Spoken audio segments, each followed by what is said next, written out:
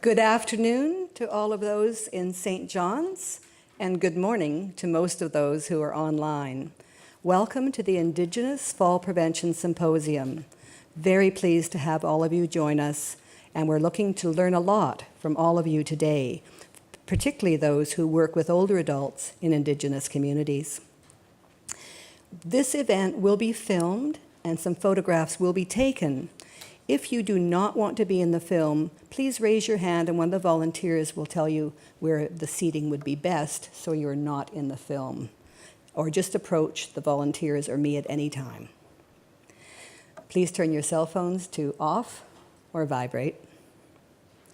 For those of you on the webinar, the interaction will be with Ashley, one of the volunteers, who will be receiving your emails at any time, either questions or comments.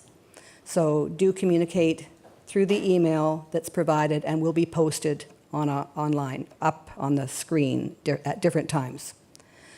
Washrooms, out the door you came in for those in person. And women are to the right, because women are always right. Men are to the left. Emergency exits, as you came in, and the one behind here. And all speakers, please use the microphone. So those who come to give presentations will be using the microphone here, but we have runners who have portable microphones. And we do encourage questions. It is a tight agenda, so we will let you know how many questions we can take after talks, etc. With that, I'm very, very pleased to present and welcome Elder Emma Relis from the St. John's Native Friendship Center to give us opening prayers. Thank you so much.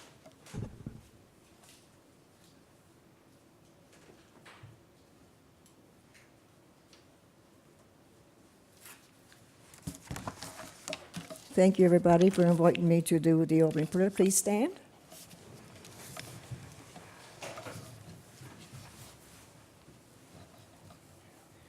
Lord God, our Creator, we are here today to talk about how we can help Indigenous fall preventions in our communities and in urban settings. We need to have positive conversations to make sure our elders and others are getting the programs and services they need. Let us all support them in getting involved in exercise and programs to help with their day-to-day activities. Creator, we need to find groups of people, Indigenous and non-Indigenous programs that can attend in helping each other. Everyone has something in their lives that they can share with each other. Creator, some of our elders of Indigenous people live alone. As people of faith, we are all called to create an environment of hope, compassion, and care for people living in trauma in their lives. Help prevent a better future for our people, especially the disadvantages in our communities. Creator, pour out your spirit of wisdom upon us today. We as Indigenous people need your guidance, your courage, and your healing power. Thank you, Creator, for many blessings, and most of all for your unconditional and eternal love. Amen. Thank you. Emma, I'd like to give you a little token of our appreciation. Thank you so much, Elder Emma Relis. I would now like to introduce Ms. Catherine Anderson, from the Memorial University's Special Advisor to the President on Aboriginal Affairs, who will give us our land acknowledgement. Thank you so much.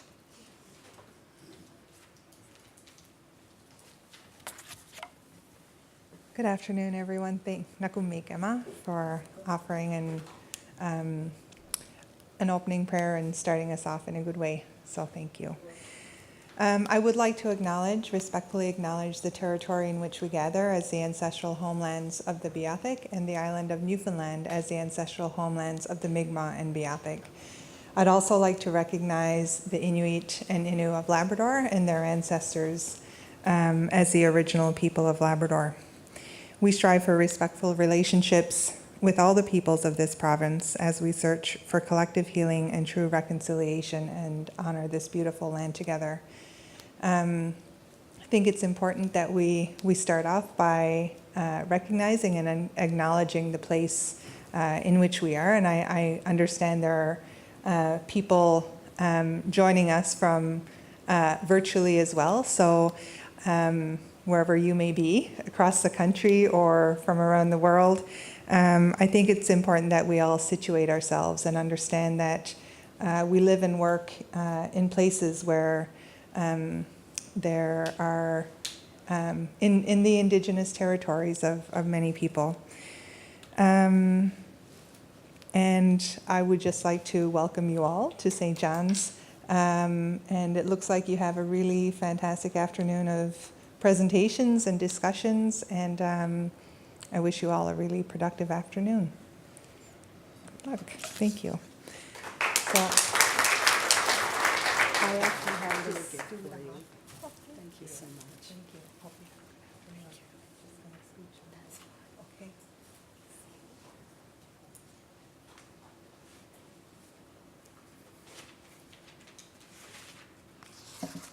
Thank you. I'd now like to welcome our sponsors from the Public Health Agency of Canada, Division of Aging and Seniors and Dementia, to give us a welcome. Ms. Natasha Curran, if you could please come up. Thank you, Natasha. Hello, everyone. My name is Natasha Curran. I'm the manager of the Aging and Seniors Unit with the Public Health Agency of Canada. I would also like to thank Elder Amaryllis for the welcome. It's a good way for us to start. I would also like to respectfully acknowledge that we are on the ancestral homelands of the Beothuk, and I would also acknowledge with respect the diverse histories and cultures of the Mi'kmaq, Innu, and Inuit of this whole province. I'm very excited to be here today as part of this important discussion. The Public Health Agency of Canada knows that falls in older adults are actually a very serious issue, with about 20 to 30% of older adults in Canada experiencing a fall each year, and approximately a fifth of those seniors then moving into long-term care and losing their independence. We know that while many people fall, for those of you who saw Don Skelton's great presentation earlier today, we fall throughout our lives, and most of the time we don't think much of it. But the reason why that 20 to 30% of older adults falling matters is because older adults don't recover as well or as quickly as younger bodies do. We know that falls are really a linchpin issue, with risk factors leading to falls and the health impacts resulting from the falls spanning a huge range of socioeconomic, behavioral, intrinsic to your body, environmental factors, like the whole range contributes to it. But many of the risk factors for the injuries resulting from the fall are preventable. Or if a fall does happen, there are steps that can be taken to help people recover fairly well and regain themselves and their independence. FAC has published 2 reports on the frequency and risk factors for falls in Canada, which include reference to all those points. It's really exciting reading for those of you who need to fall asleep at night.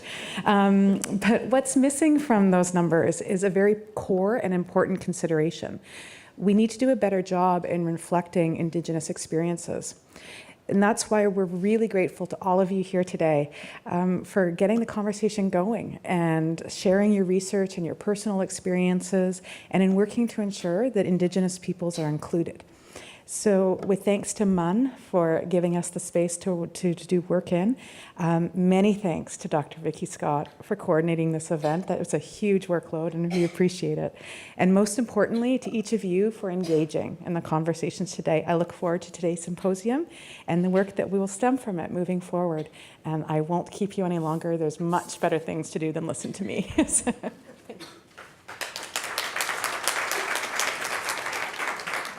Thank you, Natasha.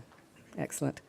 So we have provided a program today that includes the agenda, but it also includes the biographies of all the speakers and a list of participants. And thank you to all of those who agreed to share your emails. So a big purpose of today is to create a network on Indigenous fall prevention for around the world. We have people from all over here, including our guests from Australia. And I know there are many online from across the United States. Indian Health Services are represented. We have people from Alaska Native organizations represented, and all across Canada and the United States and other countries. So thank you so much. And I think New Zealand's included online as well. So in the agenda, I do want to go over a few acknowledgements to start with. So thank you so much to the Public Health Agency of Canada. This would not be happening without your sponsorship, so thank you. Thank you to Memorial University, Carolyn Sparks Sturge in particular, and Christine Byrne as well. Jeanette Byrne, and she just had to leave, but we'll be back. They've been an amazing help in getting this ready. Plus, we had an advisory committee representing people who work with Indigenous older adults, people who do research in the area of fall prevention, and many others. So thank you to our advisory committee. They are listed in your program. So with that, we don't have time for individual introductions. And I never introduced myself. I'm Vicky Scott, in case you didn't know. And but how many people here represent Indigenous older adults or work with Indigenous older adults? That's a large number here in the room, about a third to half. That's great. I'm so pleased you're here. And if anybody wants to come in online and say where they work, or if they do, that's fine. Ashley will take those emails. And Ashley, if there are questions that you need me to read out, just let me know. And how many work in fall prevention? Researchers, health providers? Again, at least half in the room. So this is what we're here today, is to bring the knowledge from these two groups to merge as one. I'm in fall prevention. I don't claim to know how to do fall prevention in Indigenous communities. We need your help. I've had the honor and privilege of working with Elizabeth Pierce, over here, in British Columbia on a 3-year project where we worked with bands across the province, learning how to adapt a program that we'll talk about later. I've had the privilege also of working with the Indian Health Service in the United States in one of their projects in the Navajo Nation. Learned a tremendous amount, and had been invited up to work with Alaska Natives as well. But there's so much to learn, and just visiting does not do it. It's that lived experience. So on that note, I'm going to now provide a video that was part of the project we worked in British Columbia that brings the voice of the elders' experience of being at risk at falls. This particular video was a group of elders in the Cowichan Band of British Columbia who agreed to be part of a project taking Tai Chi classes. And this came out of ideas from the United States, where Tai Chi has been quite successful with the Native American groups, and also proven in a number of randomized controlled trials to be effective on reducing falls. But this was to bring out their experience of Tai Chi. And I'll turn it over to the voice of the elders now. We can play that video. Thank you. Thank you to all of the people who were in that video, the elders. I should say that in addition to their comments, on the research side of things, we also did pre and post tests. So we did 3 mobility and strength tests before they took those 14 weeks of Tai Chi, as well as an activity survey, and there was improvement across all of the tests from pre to post. The numbers are small, but the effects were very powerful. None of them fell during taking the Tai Chi, but I think the most exciting part is they've continued. 2 years later, they're still doing the Tai Chi classes. And part of our job was to learn, well, how would this work within their communities? And so what we learned is you do it before lunch. You do it at a place where elders gather anyway, so they were all coming to the Elder Center to have lunch, and so it was right before lunch, and that's why you could see all the tables set up in the background. But it was convenient, it was local, transportation was provided, and then they were fed, and that was important. And also, choosing the right instructor for Tai Chi. The man who did this, his name was Jet Lee, really knew how to work with older adults, but not only that, he began to exchange conversations with the elders about spiritual issues, native healing practices. So he was sharing his knowledge, but gaining knowledge and incorporating knowledge. So those are the other things that we learned that were so important. So with that now, I'm going to move on to a presentation on the overview of falls and injuries among Indigenous communities. So I'm just going to get that started. Or I can do it from here, right? Ta-da. Yes, I can. That's great.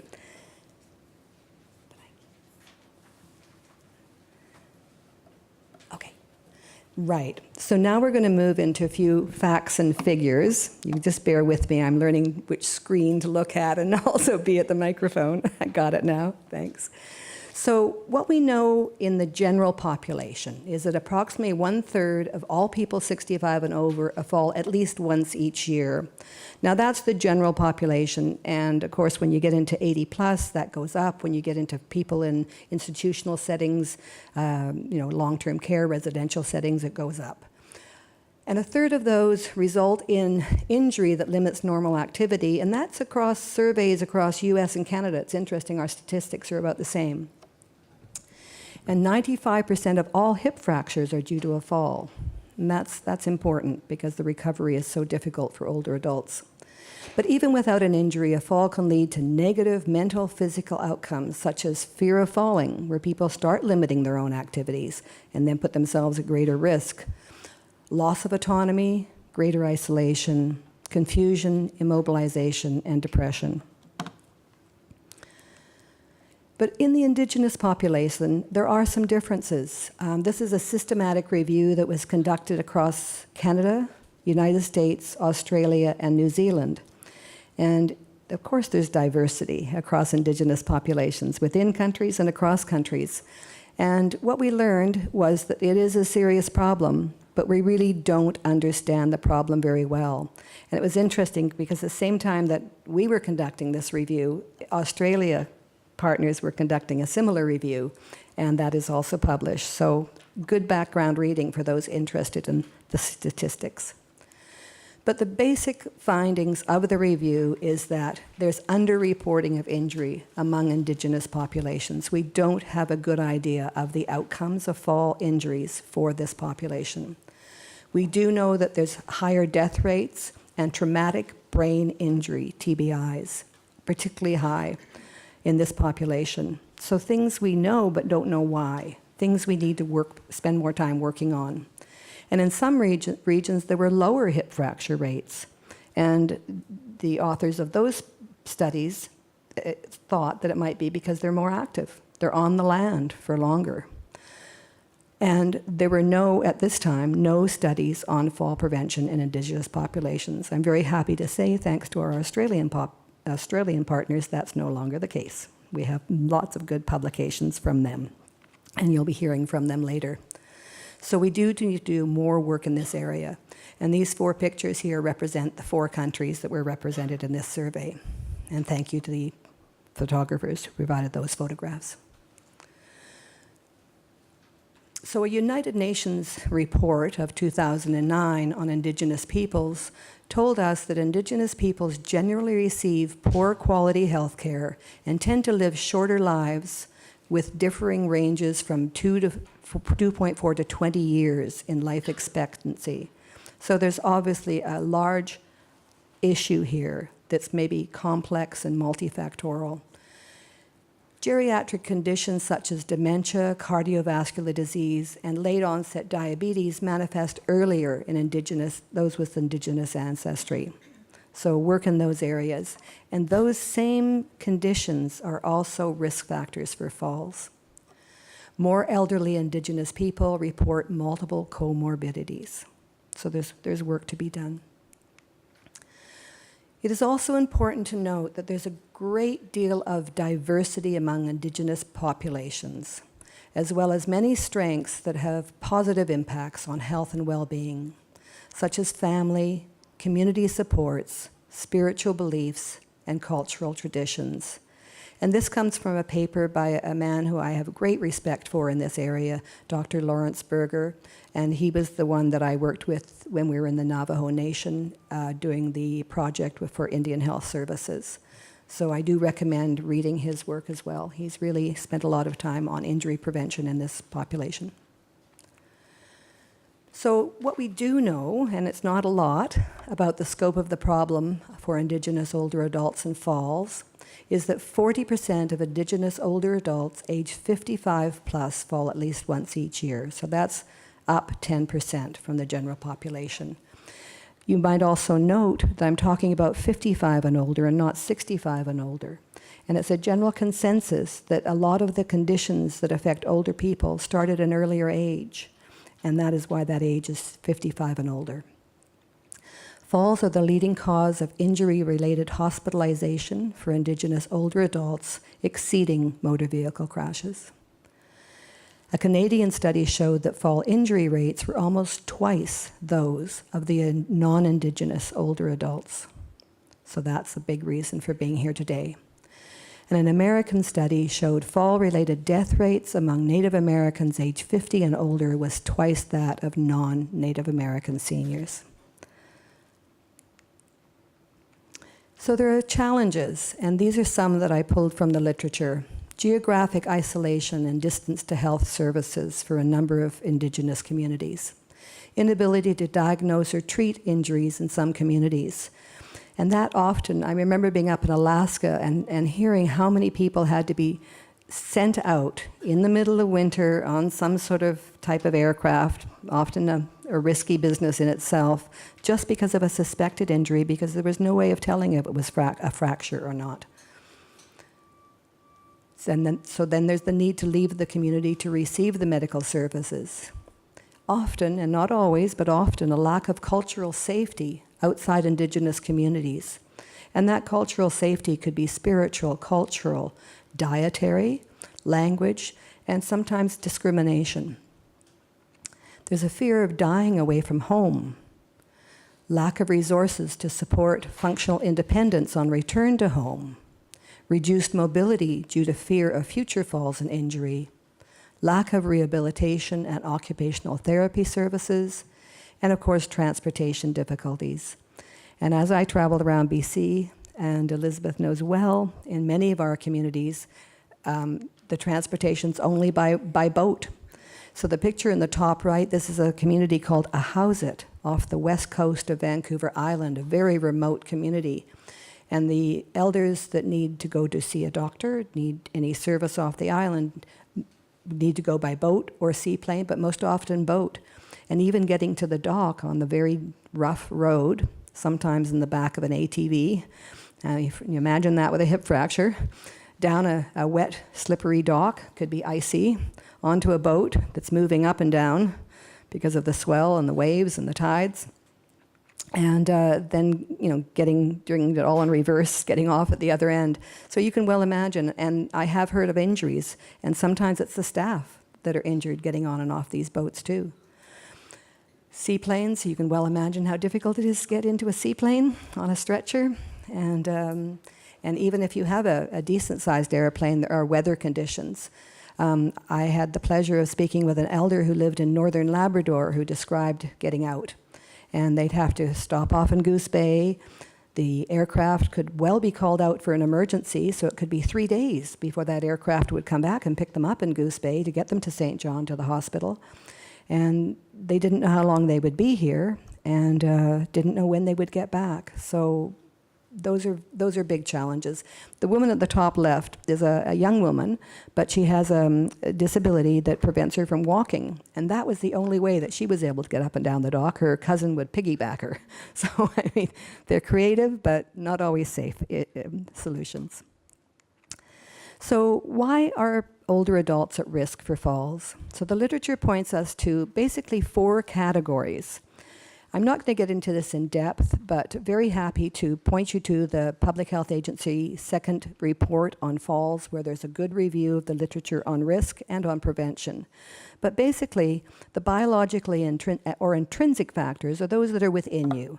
They're the conditions, the health conditions, the chronic diseases, the acute illnesses, all those biological factors. Then there are behavioral factors. And when I speak of behavior, we often think, oh, that client just isn't listening to me. And I really want to point people away from that to thinking behavior is also about the behavior of us, the healthcare providers. As a registered nurse, I often have a plan for my clients, but I know it doesn't work unless it's their plan, unless they are involved, unless they are going to take the leadership and make the decisions. And also, there are times when healthcare providers' behavior themselves need to be changed. An example could be overprescription of medications that actually increase the risk of falls among older adults. So behavior is very much a risk factor. The environment, I've talked about transportation, but even within the home, I'll give you a specific example. When we did our work in British Columbia, we found that the grab bars that were provided for the Indigenous communities were not grab bars at all for people who were at risk of falling in their bathrooms. They were the slip-on and clip-on type of devices that cannot be called grab bars, because if you go to grab them because you're falling, the chances are they're going to pop off the clips or slip off the wall. So they need the only kind of grab bars that are worthy of the name are the kind that are fixed into the stud in the wall, but they're not the kind that are provided. So environment and policy, finances, regulation, it all comes into it. And there we have social and economic. And that's the big picture. You know, how are Indigenous communities resourced? Where does the funding come from housing? Where does the funding come to put the ramps and the stairs and the handrails in? You know, what are the factors that lead to poverty in these communities? So it's a complex issue, and that's why we need such a diverse group of people to help with the solutions. And so, just briefly, here are the solutions. And so when you read the literature, I think these are the categories that best reflect the grouping of the literature. At the core of this is behavior change, learning about motivational interviewing, learning to listen, learning to let the elder lead and come up with their ideas that you support. And that applies to all of the other equipment, education, environment, activity, clothing and footwear, and health management. So once again, do have a look at that report I mentioned that's online from the Public Health Agency on falls and seniors. What is the exact title, Natasha? Seniors Falls in Canada, second report. Thank you. And there are many other sources, but that is a good summary. And finally, I'd like to talk about the context, and this comes from the work of Dr. Charlotte Redding at the Aboriginal Centre for Research at the University of Victoria.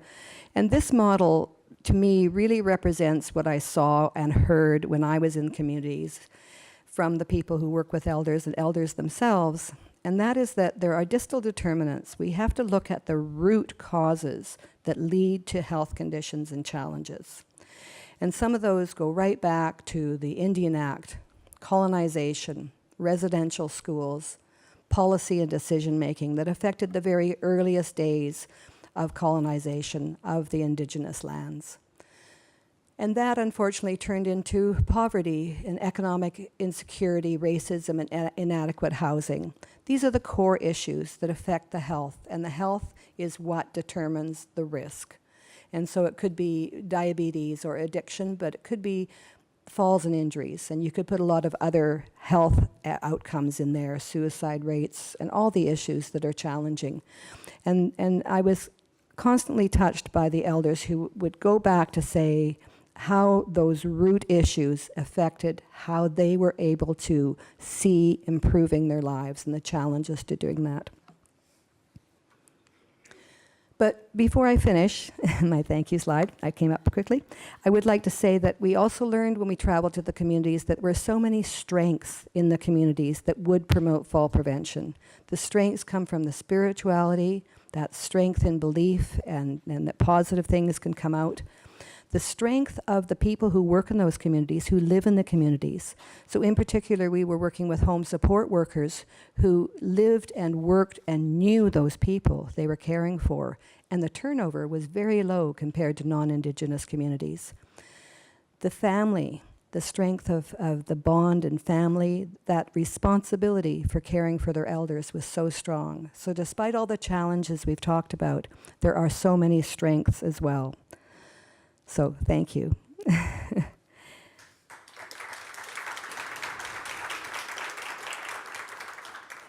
And we're right on time for a refreshment break, so do take 20 minutes. We will gather you. I think actually we might be a little early. And for those online, please take a break, come back. And there are refreshments in the hall, and the refreshments have been very kindly provided us to today by the Newfoundland Labrador Injury Prevention Coalition. So anybody from that group here? Thank you. Thank you for the refreshments. So do enjoy. And I hope you chat with each other. And I'll see you back here at 2:20. Thanks so much. Actually, I'm sorry, can we make that back here we have enough time. Back here at 2 o'clock would give us more time for group work, because we're a little bit back at 2 o'clock. Would that be okay with everybody?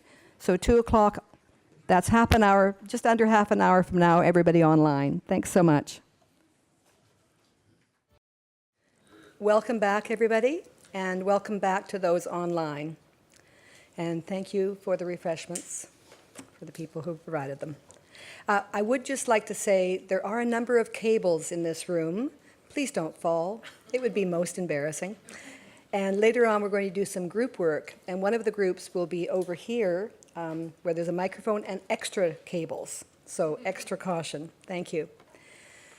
So we're going to go now into the section on fall prevention projects in Indigenous communities, starting with the Strategies and Actions for Independent Living, or SAIL for First Nations project. And I would like to start by introducing Elizabeth Pierce from the First Nations Health Authority in British Columbia. Thank you, Elizabeth. Thank you, Vicky. Greetings. This is my first time in Newfoundland, and it's great. And thank you for having your conference here and us being able to participate. I'll just check my thing here. British Columbia is very fortunate to have been able to negotiate with our provincial and federal partners to have health services managed by the First Nations Health Authority. We're the first organization of its kind in Canada, and it's an exciting organization with a lot of really intriguing work going on. One of the things we've been very fortunate to have been part of in the last few years is a partnership with Vicky and some of our communities, particularly who were the ones that first started out wanting to participate in the falls prevention work, in developing the project. FNHA, our mission is healthy, self-determining, and vibrant BC First Nations children, families, and communities. And when the nursing services of First Nations Health Authority became involved in the falls prevention work, this is the driving thoughts in our work in First Nations in BC.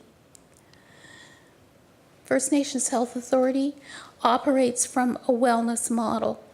This is the image of our wellness model, and it has the person as the central part of our thoughts and actions.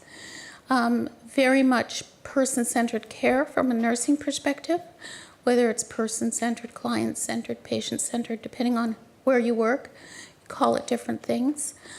And then there's 4 layers going out around the person of all the supports and services and things that make a person whole. And our approach is to promote the best state of wellness that a person can have through our home care services in relation to this model. And falls prevention is one of the things that we see as a major supporter of that. And when I say falls prevention, I'm speaking of it in broad terms involving injury prevention and strength and endurance building so that falls are prevented. British Columbia, this is our province, And First Nations Health Authority serves that whole area. We have 5 regions plus the central services. I work in the nursing services out of one of the central offices. We do have offices in each region, and our 202 communities have their own health services that we support either as direct care providers in nursing stations or as consultative and support people for the nursing staff and health directors in the communities. To give you some context, British Columbia has about a third of the First Nations people in Canada. We have about just above 170,000 First Nations people. A third of them live on reserve. In a total of 203 communities. The community sizes range from about 3,500 down to 16. And within that group, there's 34 different languages spoken. And within those languages, there's dialects. So whenever we're looking at developing our services, we're thinking in terms of the wellness model, but also how do we provide services that address the cultural differences of the people. One of the ways FNHA approaches that is using a cultural humility approach. Cultural humility is fairly new in the whole cultural safety world, and we're doing a lot of work with our provincial partners to work on developing services that meet the needs of our Indigenous people in BC and respect their cultural traditions and ways of being in a way that doesn't say somebody becomes an expert. Somebody is learning about culture within the context of their own culture and approaching learning about other people's ways with humility and an open mind for learning.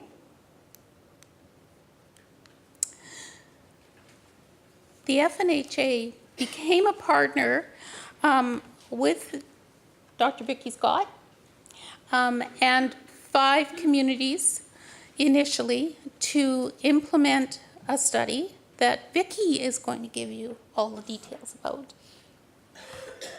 And I also just want to introduce Fancy Poitras, who's over there. She's one of my colleagues from FNHA, and she's a strategic policy advisor. So if you have any questions about FNHA after, we'd be happy to talk to you.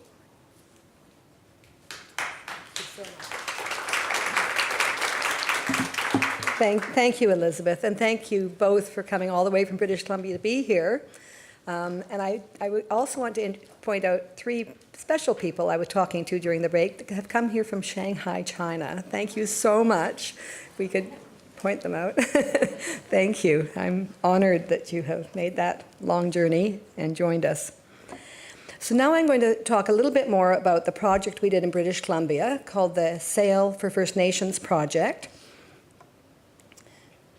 And it was a great honor working with Elizabeth and all the partners in all the communities for this project. I'd like to acknowledge the Centre for Hip Health and Mobility, where this project was conducted, based at, with the First Nations Health Authority as partners, and to all the elders and the people in the communities who shared their time, experience to help us do this work. So a little background. The goal of the project was to adapt an existing program that had been tested and published and shown to be effective. And this program, called the SAIL program, is specifically designed for publicly funded home support clients. So in other words, these are elderly, frail people who cannot exist at home without help. And they fall into an income category where they get publicly funded support. So what we did is we tapped in to those staff who provide that support to co-develop with them a fall prevention program. And it had been running very effectively, and I was approached by 2 different leaders in First Nations communities in BC to tell me the program was great, but it wasn't working for them, and could we help them? So we obtained funding, and that's how this project was launched. So we're working on a proven program, but learning how to make it work in First Nations communities. This is how the project worked, and we were asked specifically not to make it a research project per se. The First Nations were saying they had been part of many studies that had not benefited their communities, resulted in published papers, but made no difference to them. So that was our goal, was a program that would be their program in the end. And we may or may not publish, they were fine with that, but it was not to be focused as a research project, but it was evaluated at every step, because the evaluation was where we got the feedback on how to make the changes. So we had an excellent advisory committee of people from communities, people who knew about fall prevention, leaders, policymakers, and so on. We did workshops, and it turned out there were 7 sites in the end. And in each workshop, we would do the training, make a change, do the next one. So we had 7 different chances to improve the training. We did site visits to interview the elders, their families, the care providers, and other leaders in the community. And we had a final meeting that brought all the 7 community leaders and staff workers and the researchers together to do our final changes that resulted in the final products. And here's that map again, but this time you can see the communities. So we stretched right from the very north, and in Hazelton, and anything north of that is pretty empty. So that's pretty north in that area. But all the bands in that area came to Hazelton, so it wasn't just one band. And the same with all the other areas, including right off to the northwest coast on the Haida Islands, and right down to the south. The Cowichan Band in the south is the largest in the province, and that's where we did the Tai Chi project as well. So the most important part of the sail, fall, and fire prevention, and that was added as a request from the communities because they felt that there were many overlapping risks, housing issues, clutter, hoarding, things like that. Their fall risks are also fire risks. So the most important part is the respect for our elders through a shared learning of their risk and supporting their choices for risk reduction. And that's the only way we knew it would work, is hearing their voices. Is so important. And so many strengths, and I touched on some of these earlier, but they really applied to this particular project. The local identification had to come from the communities. They needed to want to reduce the falls. They understood the problems and challenges of elders who were falling and being injured, people who lost their mobility, etc. And respect for the elders. There's a lot of respect within communities for elders. They're revered. Close family ties, family support through the community, strength from spiritual beliefs, cultural support for elders, local home care assistants who know their clients. They're often even related to them. In the First Nations communities, as in many other Indigenous cultures, that relationship is very close, even if it could be second or third cousin or that's still your auntie. It's a tighter community compared to non-Indigenous that I see. And the low staff turnover. So the training, unlike in the non-Indigenous communities, you train somebody, they would be there for forever, rather than having people constantly needing to have upgrades and new training. So what are the products? So the staff training was core, and we have and there's some flyers on the desk outside, and anybody online who would like more information, just email VJBS, and we'll send information on the Canadian Fall Prevention Curriculum. This has been around for over a decade now, funded by the Public Health Agency of Canada, and it is a course for fall prevention leaders, people who want to design, implement, and evaluate their own fall prevention programs. It's available internationally, and it's run through the University of Victoria and also some workshops across Canada. So people who are the leaders in the community would take that course, but all the staff would come to the SAIL training. And as I say, it was an existing program, but we got feedback on how to make it work for the staff in First Nations communities. The funding systems were a little different, the instructions that they were operating on were a little different, the reporting systems, etc. So we adapted it in 7 iterative stages and came up with a final training program. Every client would have a calendar to mark whether they had a fall or not. And the idea is they would check every day they don't have a fall to kind of celebrate that and put an X when they did. And because the staff are coming into the home on a routine basis, they would check the calendar if it wasn't completed, ask the elder if they'd had a fall, fill out a fall report form, which then went back to the office for the staff member who was the leader, the nurse or rehab or whoever that would be, to follow up if it was a serious fall that resulted in an injury, and just to keep a tab on who was falling, how often they were falling, where, when, and why it was happening. There is a checklist that they go through, the staff with the elder, but it's also designed for the family to be involved, to go through the home and the medications and health conditions. So it's quite a lengthy checklist. It also includes fire safety. And it's not meant to be done at a one-time sitting, but rather gradually. As the staff member goes into the home and has a few minutes, they would deal with one section. Could be bathrooms, could be footwear, it could be clothing, and just work their way through the list and identify who could make a change. It could be the elder, it could be a family member, it could be the staff that could help them access information. They also had a handout that could be presented as a poster in places where elders would gather or the health centers. As you see, there are many parts to this, and the original CEL program didn't have as many parts. These were parts of many communities requested, and we would design these components specifically based on those requests. The fall risk screen, there's a copy on the desk outside for anybody who would like to take that and reproduce it, that's fine. And it's based on a validated screening by researchers in fall risk, but adapted for First Nations. So the questions give you a score that tell if you're at high risk, but the point on the brochure is that anybody that has any risk that risk needs to be addressed. We did mobility tests, these 3, timed up and go, sit to stand and tandem, 4-stage balance test rather, that includes tandem. And we had a home activity program, and this is done either sitting or moving or standing, 3 sitting, moving, standing, depending on the person's ability. And that's freely online to anybody. And this was the one component that wasn't adapted because the elder said it was fine, the way it was already existed, and the cost would have been prohibitive. So if you want to go to look at those exercises online, that's the website.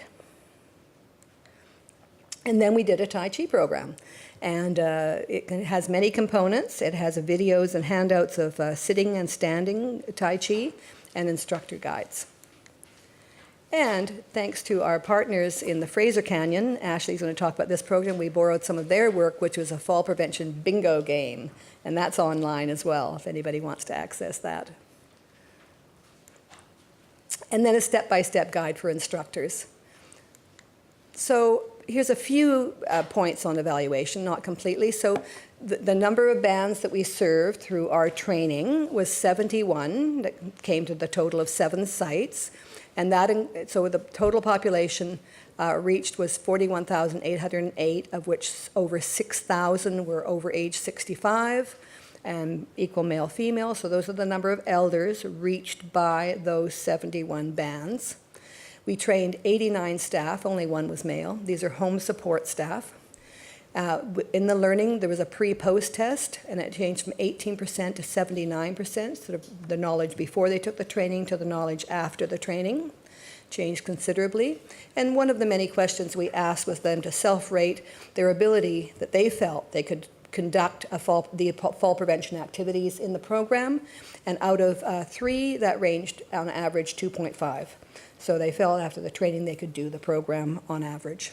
But we had some work to do to help them along.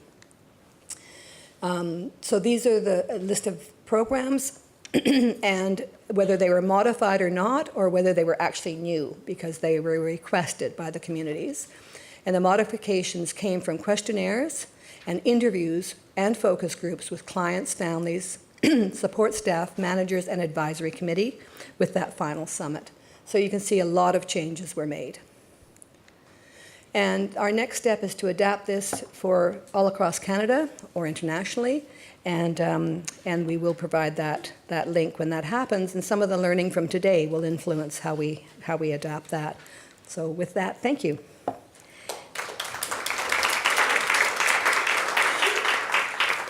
And I'd now like to introduce Ashley Kwan, who will be presenting on behalf of the consortium from the Fraser Canyon Bands on Safe Elders, Safe for All. Thank you very much.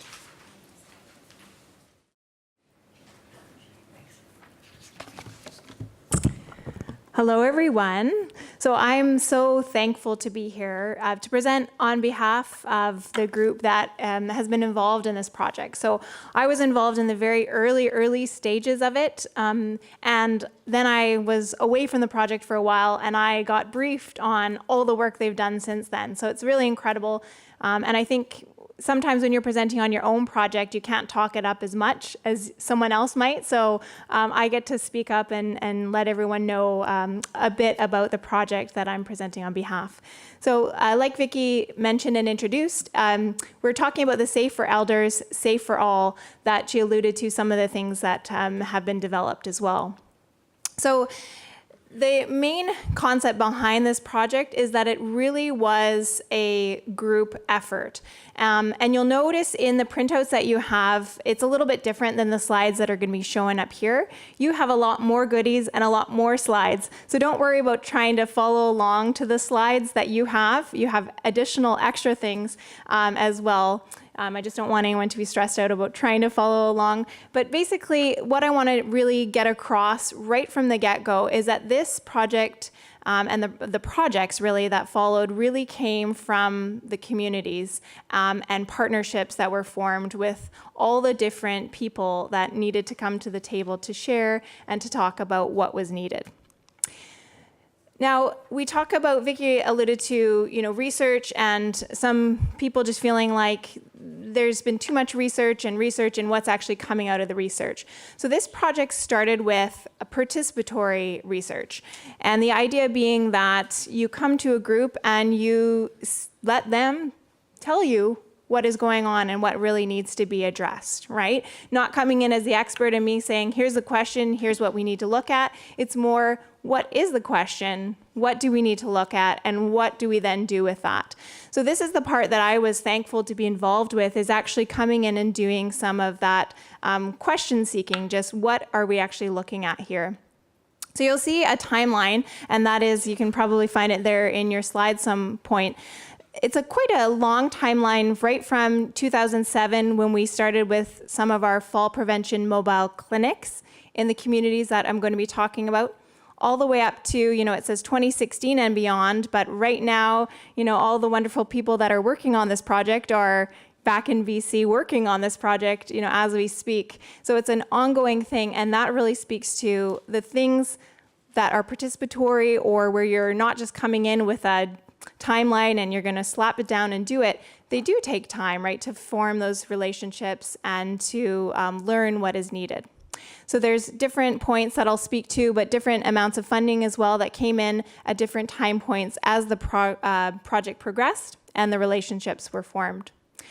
So we've already heard a great overview from Vicky on falls in Indigenous older adults, so I don't have to really speak more on that. We do know that it is an issue for everyone, and we knew that when we came in with this project. But like I said, we didn't really know what was specific to the communities that we were working with in British Columbia. So I work with the Fall Prevention Clinic, and we went up to the communities within Fraser Health, but it's in sort of the farther reaching edges of Fraser Health where it's a bit more rural, and we did our fall prevention clinics there. But what we found is that the recommendations that we offered were not the same as a big city, right? They're not the same recommendations, but we were trying to use our same model, and what we heard is that it's completely different, right? And we were coming from our communities, our bigger areas, and trying to apply potentially some of the same solutions. So from that, we took a look and we thought, well, what are we going to be needing to do now, right?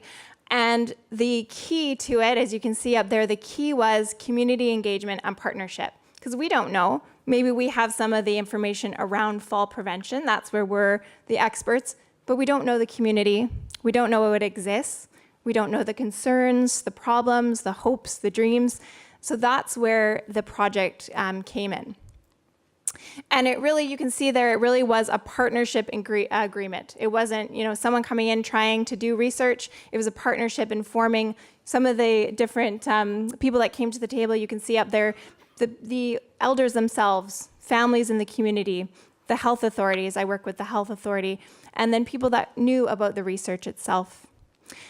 So there's some of the people that I'm presenting on behalf of. If you can see them in the picture there, lots of different people. Like I said, I was able to be involved in this part of the project where we went out and we spoke with elders, we spoke with families.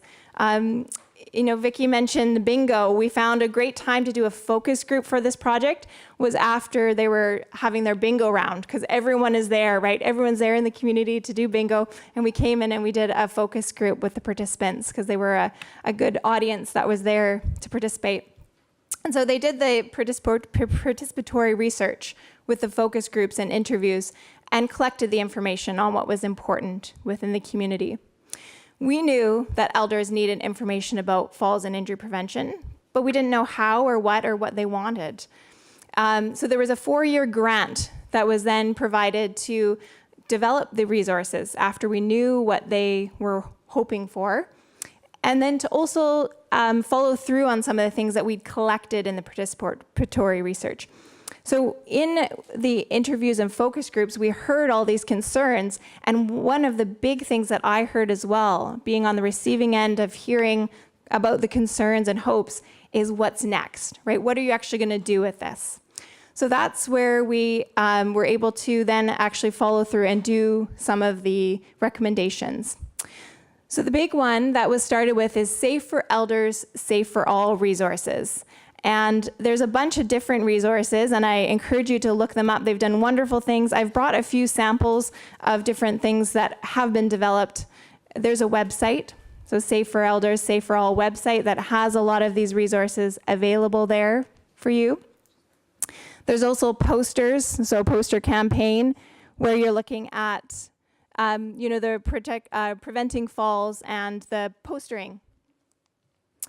There's a brochure with a lot of different information as well. And if you look in the brochure, and I have a few different resources that I'll put out on the table as well, but how to reduce your risk of falling, but not in the same language that we might use with some of our other fall prevention resources, right? It's not the same language for a big city, a rural community. Everyone wants their own language, things that they're gonna actually relate to. So it was designed with the elders and the community on what should be in the resources.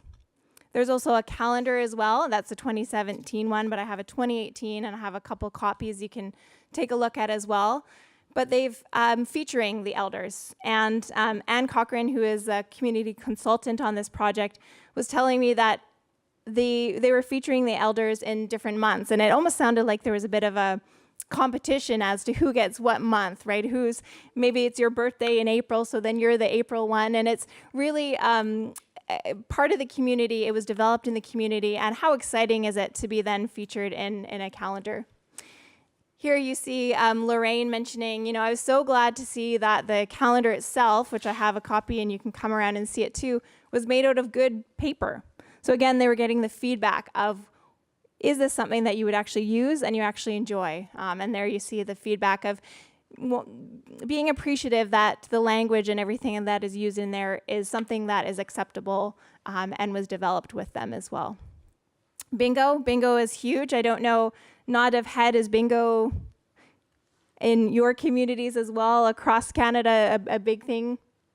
I see lots of nods, and those of you online, you can email me. I'll check your email shortly. So bingo for these communities in the Fraser Canyon was a great activity that they were engaged in. So we developed bingo with a fall prevention twist that Vicky mentioned you can also download.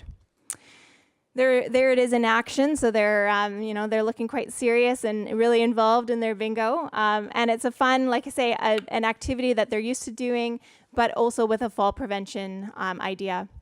A card game was also developed, and again, I have a couple copies you can come around and see. So a card game, the idea that it could be played with children or intergenerational, because in the participatory research, we heard that that intergenerational connection was very important as well, connecting youth or children with the elders as well.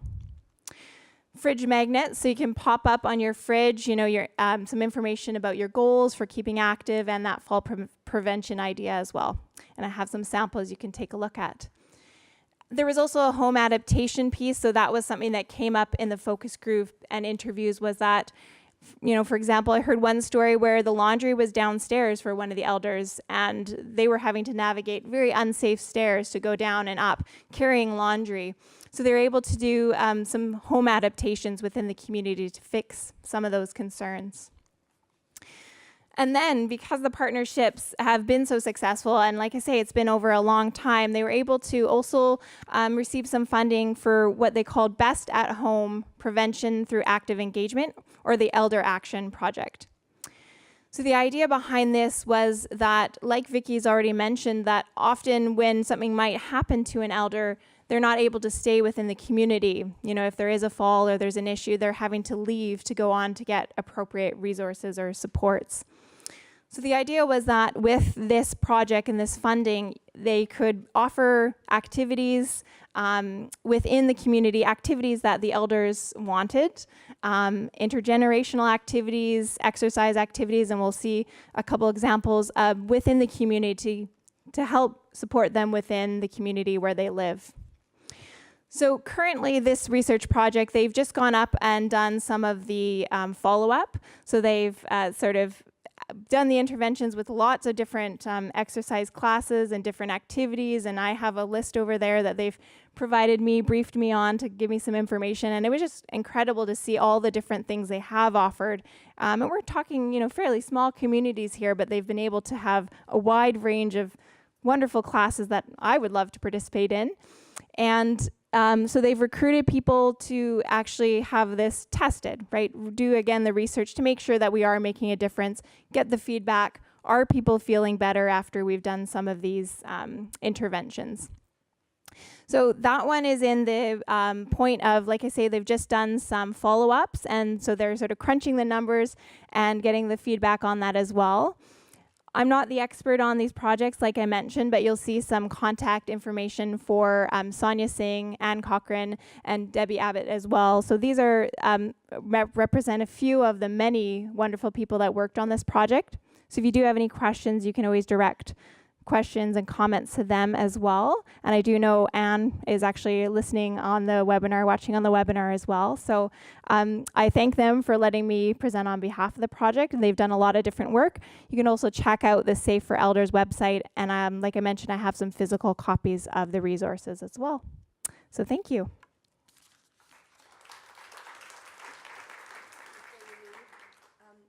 Speaking into the microphone is the only way that people online can hear. You mentioned the home adaptations and some of the work that was done around that. Was that funding for the home adaptations through the funding you secured for that 4 years? Is that where the money came from? Since this is not my project directly, I will direct that on to Anne. If Anne is still on the webinar and I'm receiving the emails over there, I'll check in and I will let you know hopefully by the end of this. Sure, that'd be helpful. I am an OT and I work in 2 First Nation communities in Alberta outside of Calgary.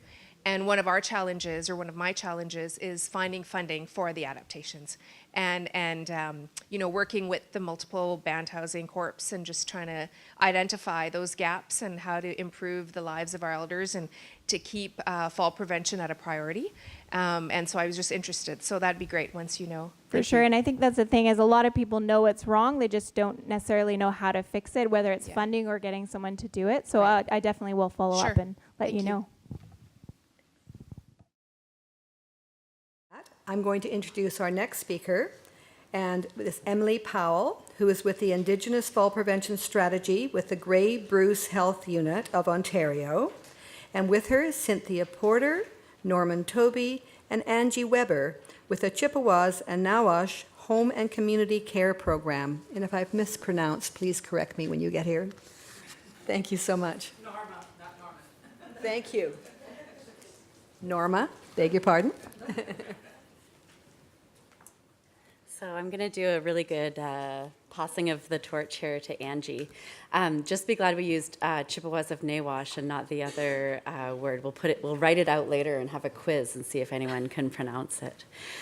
So I've had the great privilege of being one of the few who work on only fall prevention, and I don't get pulled into other areas. Most people who do what I do have just a small part of their job, so I've been really lucky in that way, and I'm very excited to have had the privilege of working with Cynthia, Norma, and Angie from Chippewas of Nawash on the fall prevention project that we've been able to create there despite very scarce resources, and their passion has made up for that. So I'm going to turn it over to Angie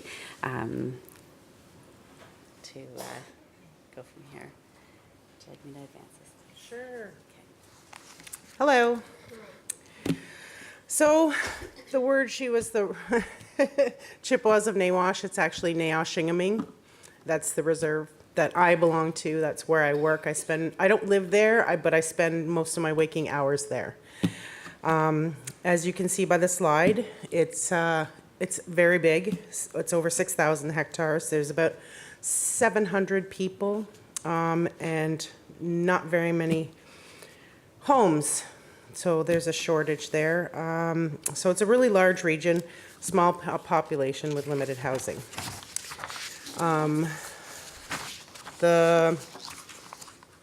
is she? Okay, there we go. The program eligibility. So this is all relatively new to us. We're working on it and things are going actually really well. So our clients are the home and community care program is where I work, and those are the clients that we are dealing with fall prevention. And we have quite a few clients, but they all need some sort of help through the day, whether it be breakfast or having a shower. Even if it's just being there for them to have a shower, they feel safer that someone is there with them because they live alone.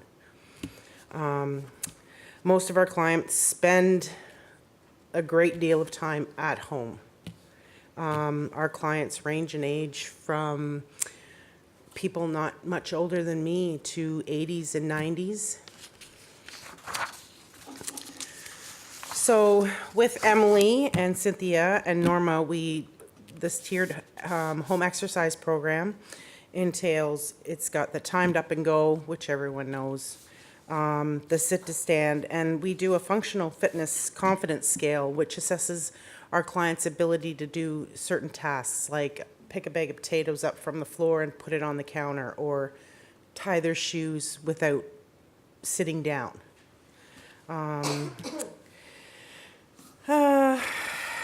And then from those three assessments, it results in where they stand on the exercise scale from, there's level 1, 2, and 3.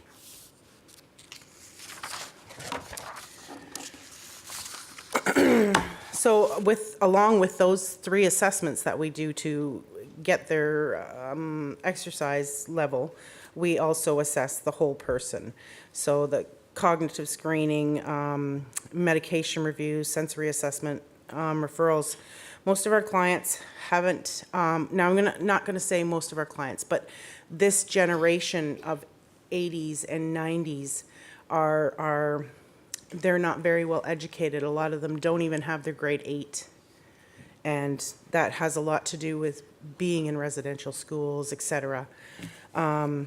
So along with that, so that kind of affects the cognitive screening, right? The MOCA test.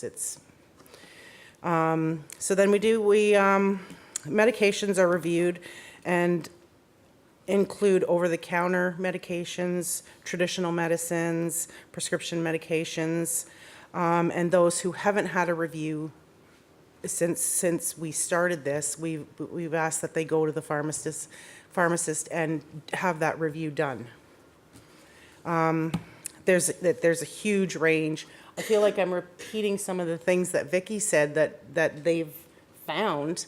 We have some clients, we have 2 clients actually that take less than 3 medications, and the rest are like up to 15 or even more medications in a day. Now the pharmacy is a half an hour drive away. There is no way for a person that has crutches or a wheelchair to get into the pharmacy to have a pharmacist check. So that makes it difficult.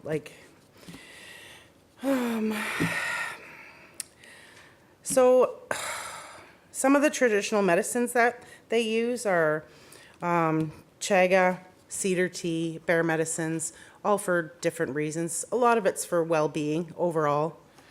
And a lot of our clients have never had their hearing checked. When I ask them about they're like, what? I've never had my hearing checked. And for them to do that, they would need a referral from their doctor, who would then send them to Owen Sound, which is an hour away, or send them to London, which is 3 hours away. And with limited income, that's kind of difficult to do.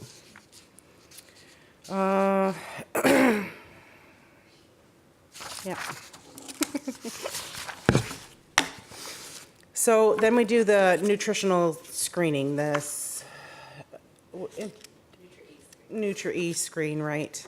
And there are some programs on the reserve that they provide meals, a couple times a week. Or we have a good food box that runs from September till June, which includes like vegetables and fruits and stuff like that, good stuff. Twice a week, there's a hot meal program for them. And then there's a community support program, offers tea time and meals a couple times a week. And that's my part done. Thank you. Cynthia's next.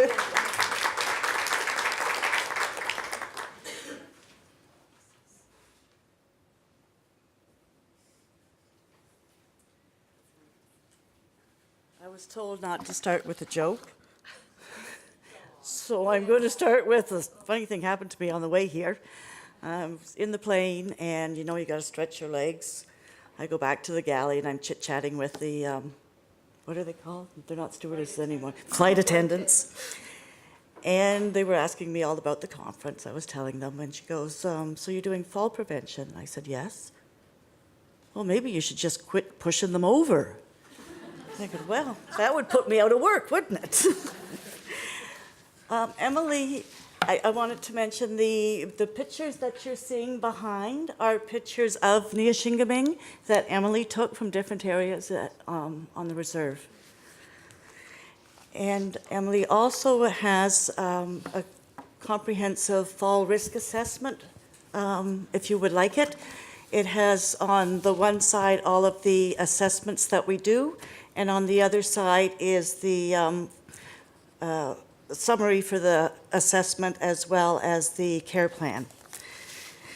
And that's my part, is talking about the care plan or the interventions that we do. So once we've gathered all this information, there's no sense in just sitting on it. So there's multi things that we do. And the first, as Angie spoke to, take the results of the timed up and go, sit, stand, and confidence scores, and we'll assign a tier level of training to the client. We also will make referrals, so if somebody has problems with their sight or with their hearing, or if there's things that are unsafe in their home, we'll refer to the ophthalmologist or the audiologist or OT, something like that.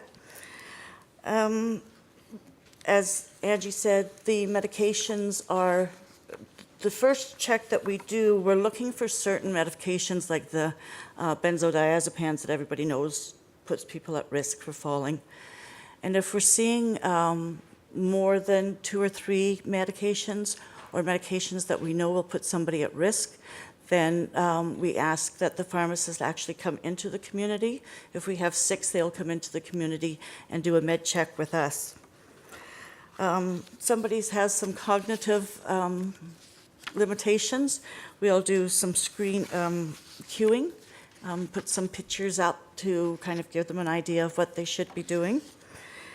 Environmental, now this is where we're hoping to work closely with our housing department so that if there needs to be modifications in the home, hopefully housing will help us with that. Norma actually does a lot of our finding of funds for that, and I don't think we've ever been turned down, have we? She's pretty good at finding us money. We have, but we've managed. We've managed. And then as Angie also mentioned about the nutrition screening, there is a program online that we just plug the answers into the program and it spits out recommendations for the clients. Then we go back and we talk to the clients about what things would be helpful for them. So now we're at the part where we're just starting to reassess the whole program.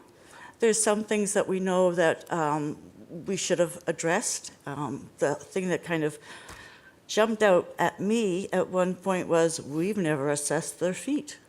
We know that most of them are diabetics, and that's one thing that's going to cause a fall. So that's something we have to go back to. When we reassess, we're hoping that people have moved along the exercise scale so that we know that they're getting better. Unfortunately, that may not happen, but we can look at the number of risk factors, and we'll find success when the risk factors have also decreased. One of the other problems that we're having is that right now we can only run this project for people who belong to the Home and Community Care Program, our clients, and that's a whole funding issue. But most of the seniors are not our clients, so we have to find a way, Norma, get some funding, so that we can go and see the rest of the clients and the elderly people. And so I would like to say miigwech, and if there's any questions, Angie will answer.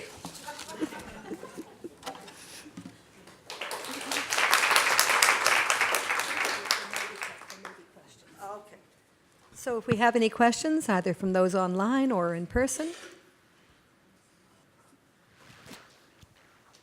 I see one question in the back, if we have a runner. Thank you, Joanne. Anybody online, Ashley? Oh, good. So we'll do that just after this question then. I hope my friend from Natwishish, Labrador, will forgive me. When I was listening you go through what was done in that one, I didn't hear if a risk factor specifically mentioned was fear of falling. Was that addressed in your assessment? We do a assessment, and it's a multifactorial one. And it has some general questions, and it has questions around vision, hearing, foot problems, and their fear of falling. Okay. And with that one, we've got interventions that will be suggestions, like seeking an appointment, and then health teaching that we would do. Okay. But we do address that as well. Thank you. And the reason I asked that question is because when I was chatting with, and Christiana, I just want to, can you give me yes or no permission to tell what we spoke about before? Okay, thanks. Christiana Henningsen is a band home care nurse in Natwishish. And we were just talking about the various things we've learned so far. And she said that she felt, and I may need to pass the microphone to Christiana to have her describe it better if I make a mistake. So feel free, Christiana. But she was just saying that she felt that the elders in her community were not really afraid of the ground. In other words, they were used to sitting on the ground. Earth was something good to them, okay? For lack of a better word, I can't find the word. So and she said that, she was talking about how you'd see them scramble them up over hills of snow. and you know, climbing into vehicles and that sort of thing. Something that we would not see down where I work, which is in Goose Bay, which is still in Labrador, but it is a more, compared to Natuashish, we are urban. And so I just wanted to get a sense of if the kind of things, when you've been doing the participatory research, was there some way of capturing, I don't know what the word is there some way of capturing how they feel about falling and how they feel about fitting in to their lifestyle and that sort of thing? That's a very convoluted, I'm sorry. I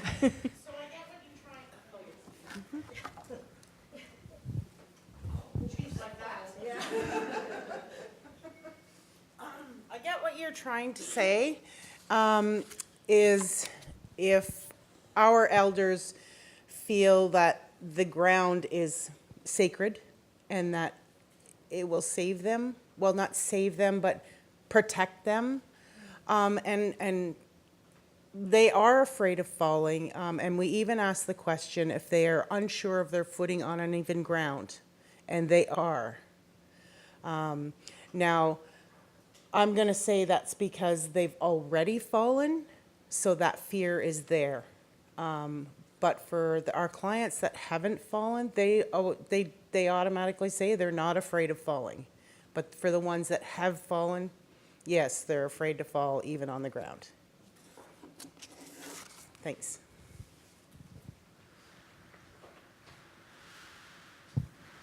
Thank you very much to all of you. And I think there was a response to the question earlier, Ashley?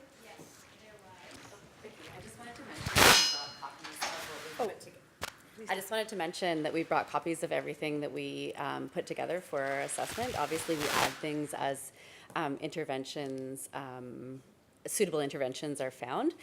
So we have copies for everyone, and if anyone has a recommendation for something that they would have put in this, we are open to that. And at 6 months, we will probably add some things that we didn't add before. So please take one, please advise us. And if you would like to have these as soft copies so that you can adapt them for somewhere that you're working, we're happy to do that as well.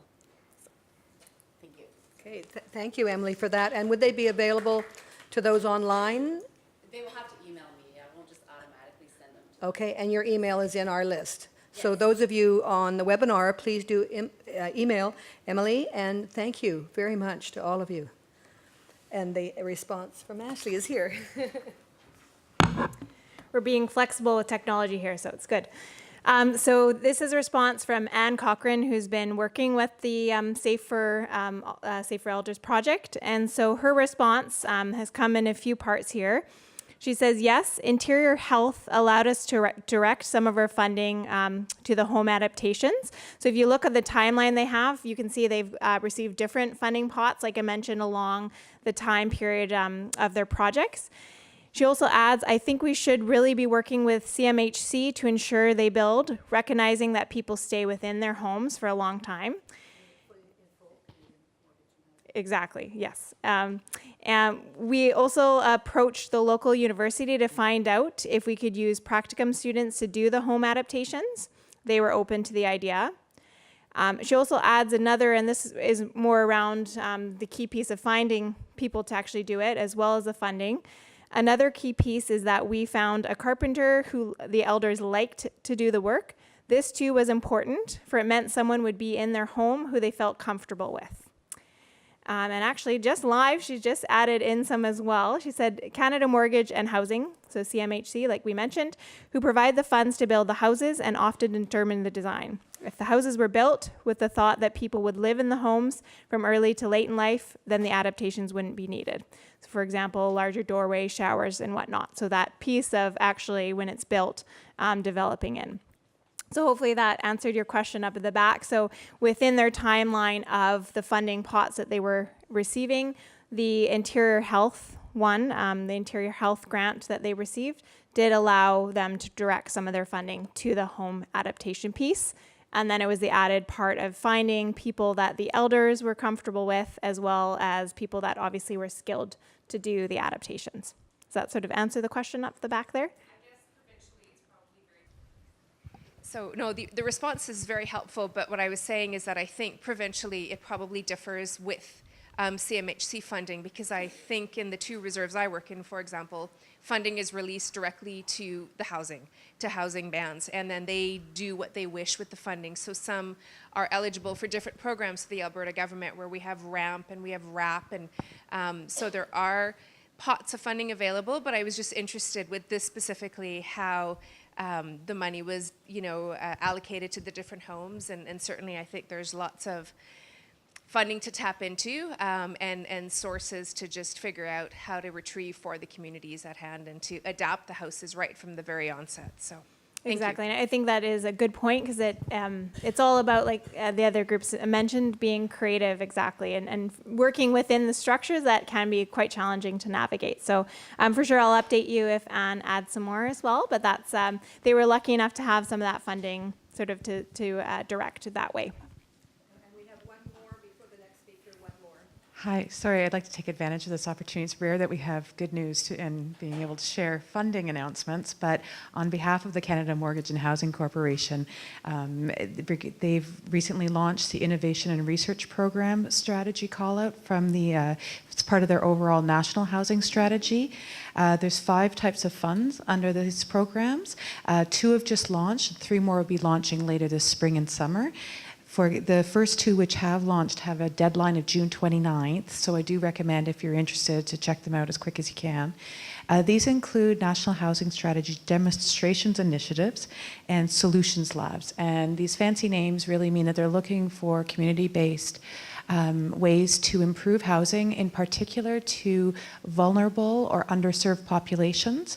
And I can certainly say that one of these has been identified in terms of age-friendly communities and older adults, but more specifically for today, Indigenous populations. So if you are looking for funding, there is, for a housing initiative, there is in fact a call out at this very moment. So please do take advantage of that, and we'd be happy to share that information after. Yes, thank you. Thank you so much for that, Natasha. And we can send that information via the web links that we have to the emails with all the people online. Thank you. So moving on to our final speakers who have come from Australia to share their work. And I have had the great honor of actually being the external reviewer for one of the speakers' PhD students. So I've had the opportunity to read about this project and the multiple publications that have come out of this project. So lots of reading for you. But my great pleasure to introduce to you Julianne Coombs, who will be speaking, and her colleague Rebecca Ivers, who is in the audience. So Julianne, thank you so much.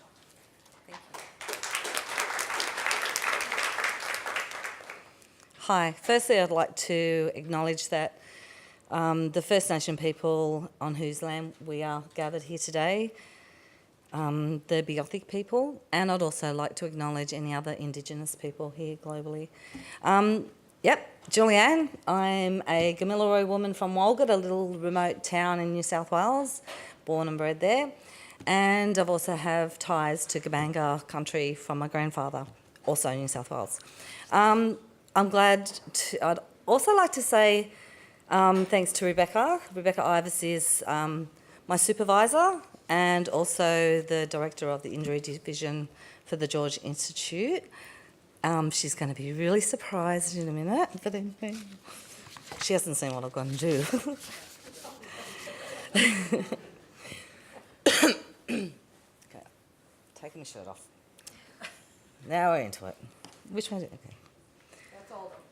Huh? Okay. I'll be in that. Okay, so it's been a real pleasure coming here and seeing your country, and it's really beautiful. And I love hearing the stories, great speakers. And the one thing that I noticed was this really beautiful, like a woven connection between all the Indigenous peoples of all the different lands. It's been beautiful. So I'm actually not going to talk about the Ironbark program as such. You have to come and listen to me and Rebecca tomorrow. I'm really going to be talking about working in Aboriginal and Torres Strait Islander communities, and I'll be saying Aboriginal communities because New South Wales we worked in, Torres Strait Islanders in the Torres Straits on top of Australia. Anyway, so the Ironbark program was a falls prevention program that was developed in partnership with the Aboriginal communities of New South Wales. It's an ongoing weekly exercise and program with a yarning circle for education component. We delivered it in 6 communities in New South Wales, and it went for 6 months, and it was in 2015. We had 85% completed their baseline and their follow-up measurements. So positive feedbacks, they loved it, and you'll see through the photos how much they really did enjoy the program. So that's pretty much what I'm going to say about the program. Now what I'd like to do, Rebecca, is, and I know I've only got 10 minutes, so this is only going to take like 90 seconds. That's all we've got. So I'm hoping it's going to be really quick, but please watch out and don't fall. Can I have the top back line stay exactly where you are, but bunch up over there in the corner? The rest of you guys, can you please all come over to this side and just stand in this laneway, in this little bit just here.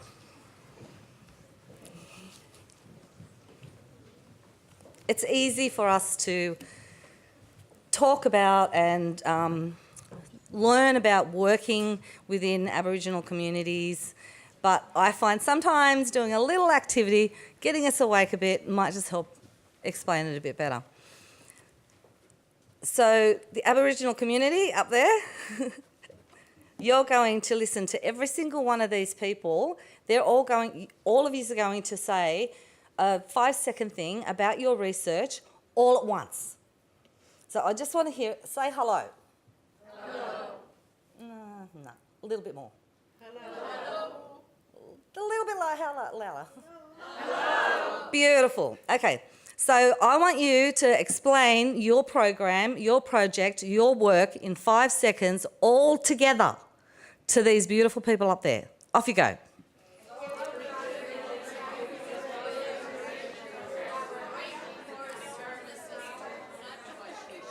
Okay, thank you. You can all sit back down now. So can you 3 stand up for a second, please?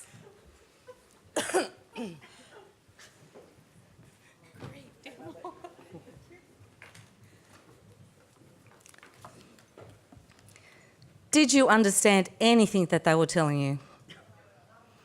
Not a word. Thank you. Thank you so much for doing that. So this is what happens when you don't understand diversity, you don't understand trust, you don't understand the respect of communities or the inclusion. Was that good fun? Okay, so diversity. It's an important issue for Aboriginal people, and I must say that I am talking about Australian Aboriginal people, not Indigenous people globally, so I can only talk on my communities. So it's an important issue for Aboriginal people is the saying, one shoe fits all. Saying this, it doesn't make sense because Aboriginal people are different in their belief systems, in their culture, in their spirituality, and in their living. So similarly to the non-Aboriginal communities, Aboriginal people are very diverse in Australia, and each community have their own issues as well, such as lack of transport, financial issues, grandparent issues, working issues.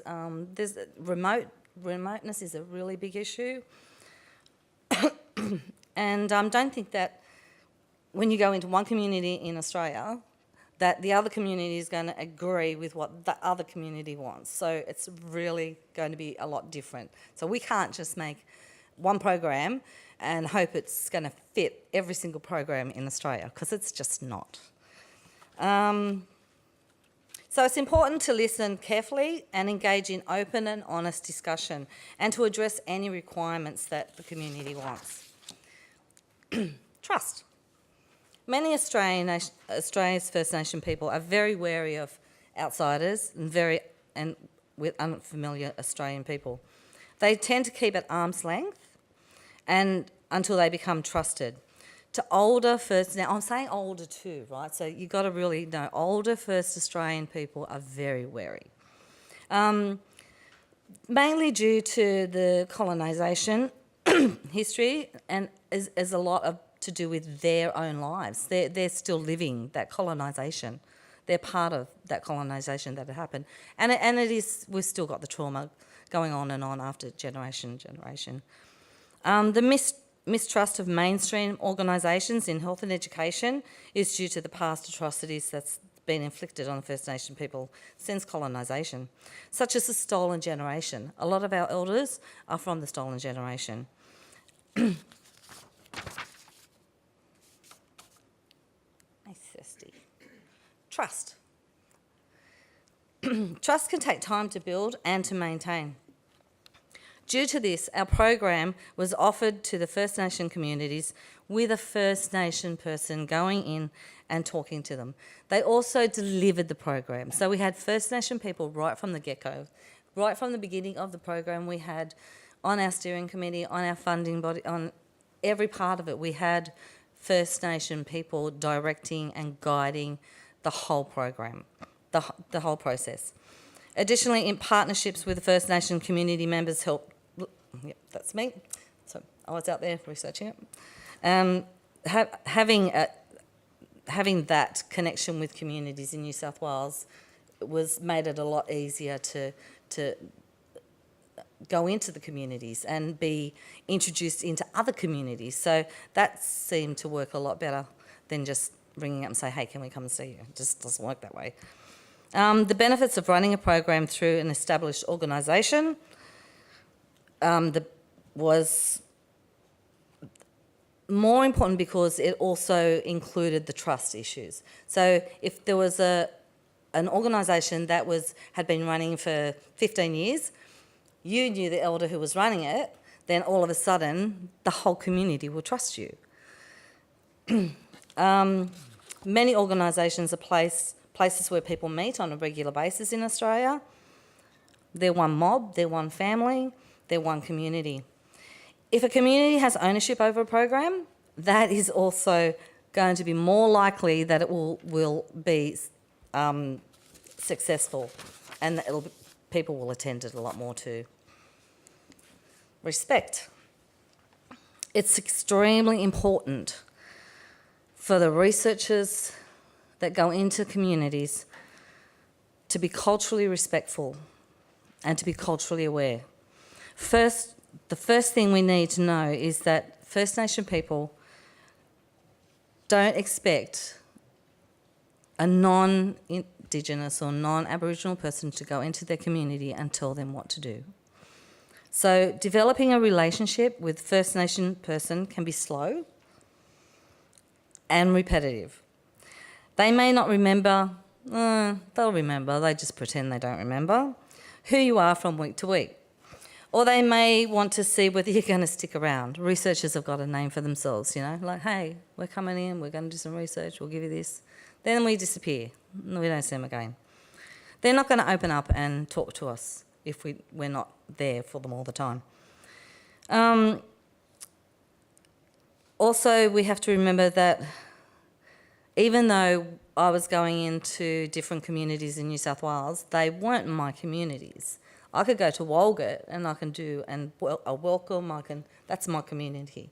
But when I was going into other communities, and I also was going with what Vicky said with Caroline, who was a very young, very beautiful white, non-Indigenous person, and it took her about 12 months before she was allowed to sit down in a chair. So they put the chair out for me, which is probably not good because she's young. She can have the chair. I need to stand up and exercise a bit. But anyway, when talking to the elders in Australia, it's really important to be culturally sensitive and have that respect. The terms auntie and uncle are also used in Australia in Aboriginal communities. But normally it's a given. that the auntie or uncle will allow you to say that. So you can't just go into a community and just go, hey, Uncle Di, or hey, Auntie Di. You can't do that. You've got to be asked. So there's a lot of respect there as well.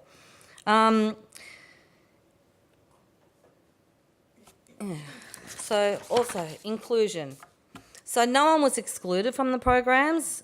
As the First Nation people in Australia, they have a lot of younger family members and also non-Indigenous partners who cared for them and who wanted to be part of their lives, daily lives, and didn't want to leave them at home.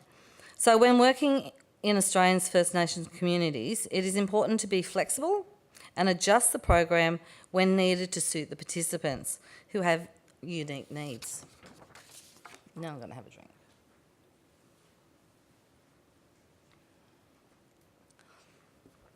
So some of the barriers. The barriers that we found for the use of the Ironbark program, there was many why attendance to the program was low at times. Some weeks there were more participants than others. Some weeks we'd have 8 participants, and in one site sometimes we'd have up to 50 participants. So it was weekly, ongoing, up and down.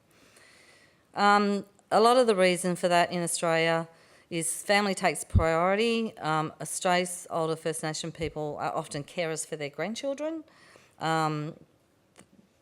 There's also sorry business. Sorry business is when there's been a death in the family. So a lot of the elders would go to country and they may stay there for a couple of weeks because sorry business can last for up to 6 weeks in Australia.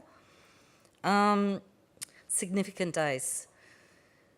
Smoking ceremonies, NAIDOC week, we have celebration days in Australia to celebrate Aboriginal and Torres Strait Islander people. So we have days, weeks, different types of things where elders will go out into communities, they'll do smoking ceremonies, dances. A lot of our elders will go into schools during the year and teach culture as well. So the elders are they're our knowledge keepers. They're the ones who teach the rest of our communities what we're supposed to do, what we're allowed to do, what we can do, and they pass on their knowledge from our ancestors. So it's also important to remember that health and well-being, just like the Indigenous people all over the world, it's not the same as what Western people think. It's holistic. It's more to do with connections and so culture. So that's my map. So we've got over almost 300 different languages, and we have up to 600 different dialects. So it's quite big. We've lost pretty much a lot of them, but it's been great that we've been able to, it's now being put into schools where our language is being brought back. So yama to everyone, that's hello. So when we were working with First Nation people, we always use open and honest conversations, recognising the impacts of colonisation and what that's had on people and the culture, and an understanding of the lived experiences and the context in which people live is really important. So Aboriginal health refers not to just the physical well-being of the individual, it also relates more broadly to the social, the emotional and cultural well-being of the whole community, in which each individual is able to achieve their full potential as a human being. So what made the Ironbark program so successful? Well, there's a lot of things, but you're going to have to come tomorrow to hear all about that. So engaging First Nation people is a shared decision-making process that is informed by clear communication flow, makes a positive contribution to the outcomes and attitudes towards research programs. Transparency in all matters of the program, with participation from First Nation people at all levels of the research program, development, delivery and dissemination, was the underlying factor of the research success of the Ironbark program. The collaboration between Australia's First Nation community, the leaders, the First Nation health and community service providers allowed the Ironbark program to answer a variety of health, social and cultural needs, translating this into knowledge, into action for a positive change. And as you can see, that photo is of one of the communities. We had so many on walking frames and walking sticks. At the end of the program, as you can see, this lovely young man, one of the elders in Woi Woi, lifting up his stick to tell you that he doesn't need it anymore. So yeah, we had some amazing stories. One lady, she was on a walker and she wasn't even able to go to the toilet. She had to have somebody help her to get on and off the toilet. And she came in just at the end of the program and she was crying within the yarning circles. And you can learn about yarning circles tomorrow when you come, okay? You definitely got to come. And she was crying and she said, I don't need anyone to help me. I can go by myself. So to her, that was like that. Doing this program has really made a difference, and I'm really proud of our program. Rebecca and I, we are at the George. We're very proud of this program, and there is more. You have no idea how much more, but that's to Rebecca for tomorrow. So thank you for that.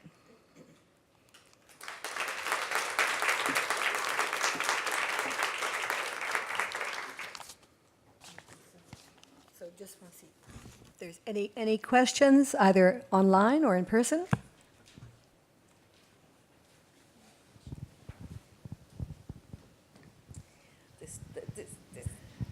Hi, I'm speaking from Labrador again. So you said that one of the biggest things I heard you say is that it was Aboriginal people who were in every step of the way, and that meant gathering the information and just finding out what program is needed and all of that kind of stuff, I'm guessing, and then going on and implementing and that sort of thing. Yes. So what, I guess the question is what level of training, like what role or who did it is what I'm asking. Okay, I'll give you a little taste. Thank okay? you. Just a little taste. So we had some Aboriginal scholars. We had falls experts in fall prevention professors from Australia, leading professors. We had elders from around 6 community sites. They were the beginning. Before that, I have to ask Rebecca. I think we had Kathy Clapham, did we? Sandra Eads? Yeah. We had Aboriginal academic people right at the beginning for the start of it with the funding and the stuff like that. Then after that, we got a steering committee together. Within the steering committee, we also had an investigators committee that had Aboriginal people. So we had Aboriginal people in every sector guiding and making sure. And then there was myself and that went out into communities, and there was another research assistant who was also an Aboriginal woman as well. Yeah, Rebecca's really good at this. Thank you. As Julianne said, we've got a really big focus on capacity development as well as harnessing the skills of everyone in the community. So we have, as Julianne said, Aboriginal researchers working with us, but also a really big program of capacity development and training staff and students within the program. And we do have a large program of Aboriginal health research beyond falls as well. So we've got quite a few Aboriginal scholars working within that. But we, as part of the program though, so we had Aboriginal members on the steering committee, and they were community representatives, but also Aboriginal policymakers in organisations. so in healthcare authorities, in the state government, but the Aboriginal policymakers as well as non-Aboriginal people. So everywhere along the way there were Aboriginal people represented from the very top, well, I shouldn't say from the top because the researchers aren't more important than anyone else, from the investigators all the way through to the people actually collecting the data.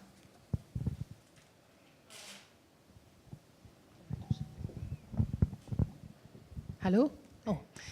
And I guess looking at your map, you have a huge catchment. Is that so? So you have a lot more people than where I am, and so you would have more people to draw from, I guess. No, Australia's very, very large. Just in New South Wales, we have 3.2% Aboriginal people. So it's about 500,000 people in Australia are Indigenous. Yeah. So it's not that much, really. We're a very small minority. We also have this, I guess someone else was talking about this earlier, and I guess one of the policies is around nothing about us without us. So very clearly that if we're working in Aboriginal health, there have to be Aboriginal people involved at every way. Also for our grants, if we want to get grants from our national grant agencies, there have to be Aboriginal investigators and Aboriginal capacity along everywhere. So that means that we have to do training the whole time. And we take it even to the level of presentation, so we won't present about the program without our Aboriginal staff members being present with us and representing the program. And then also we had, within the communities, we had young Aboriginal research assistants who collected the data. They were trained by experts from the George as well. So it was, I don't want to give too much away. Yep, that's tomorrow. Come and see us. Oh, really? Oh, well, if you're not there at the conference tomorrow, please come and see Rebecca and myself. And I'll definitely sit down and talk with you for as long as you like.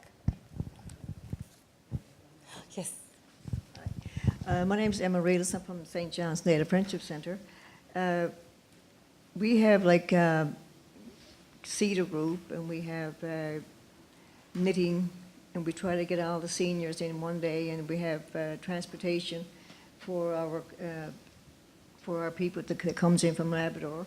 And with that plane there earlier, a lot of our people on the coast from northern Labrador come to St. John's for doctor's appointments and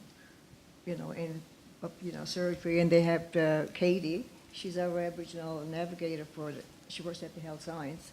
And I mean, a lot of people, a lot of Inuit people, a lot of First Nations, a lot of Aboriginal people. I find a lot of them lost their trust years ago when they used from residential school, and I'm a residential school survivor, by the way. And I'm 70, and I mean, I never ever thought to this day that I'd be here talking to people at a university now, because I mean, that was never told you're going to go to university. No. I told it was going to be nothing.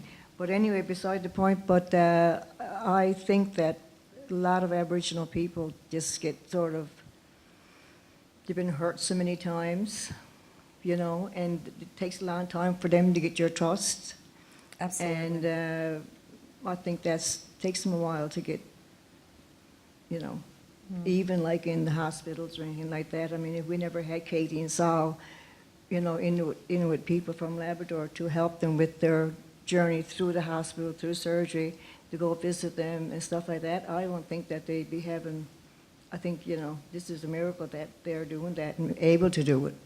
Yes. So I think that, a lot of seniors, a lot of elders, just rather have someone from their community come with them, but when they see Sal or Katie, they sort of get they feel safer some way or another because it's your own people. Yeah, we found that having the program in existing communities that were already meeting with the elders groups and things like that, we found it so much easier to go in, and because they were already a family, they were already one mob, and well, I knew most of them anyway, but so it was, they trusted me already. So I think it's really important to have, that connection with the communities, if you can, it definitely helps to do programs and research.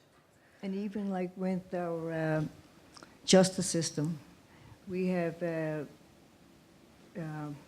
social workers at our Friendship Center that goes up to the prison up in Clarenville to visit the Aboriginal people that's up there.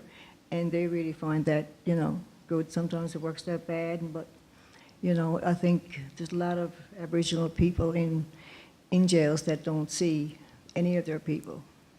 Right? I think what's really important, and this is for the globally, I think we don't have enough people from our own mobs out there getting into communities, going into the jails, going into the hospitals.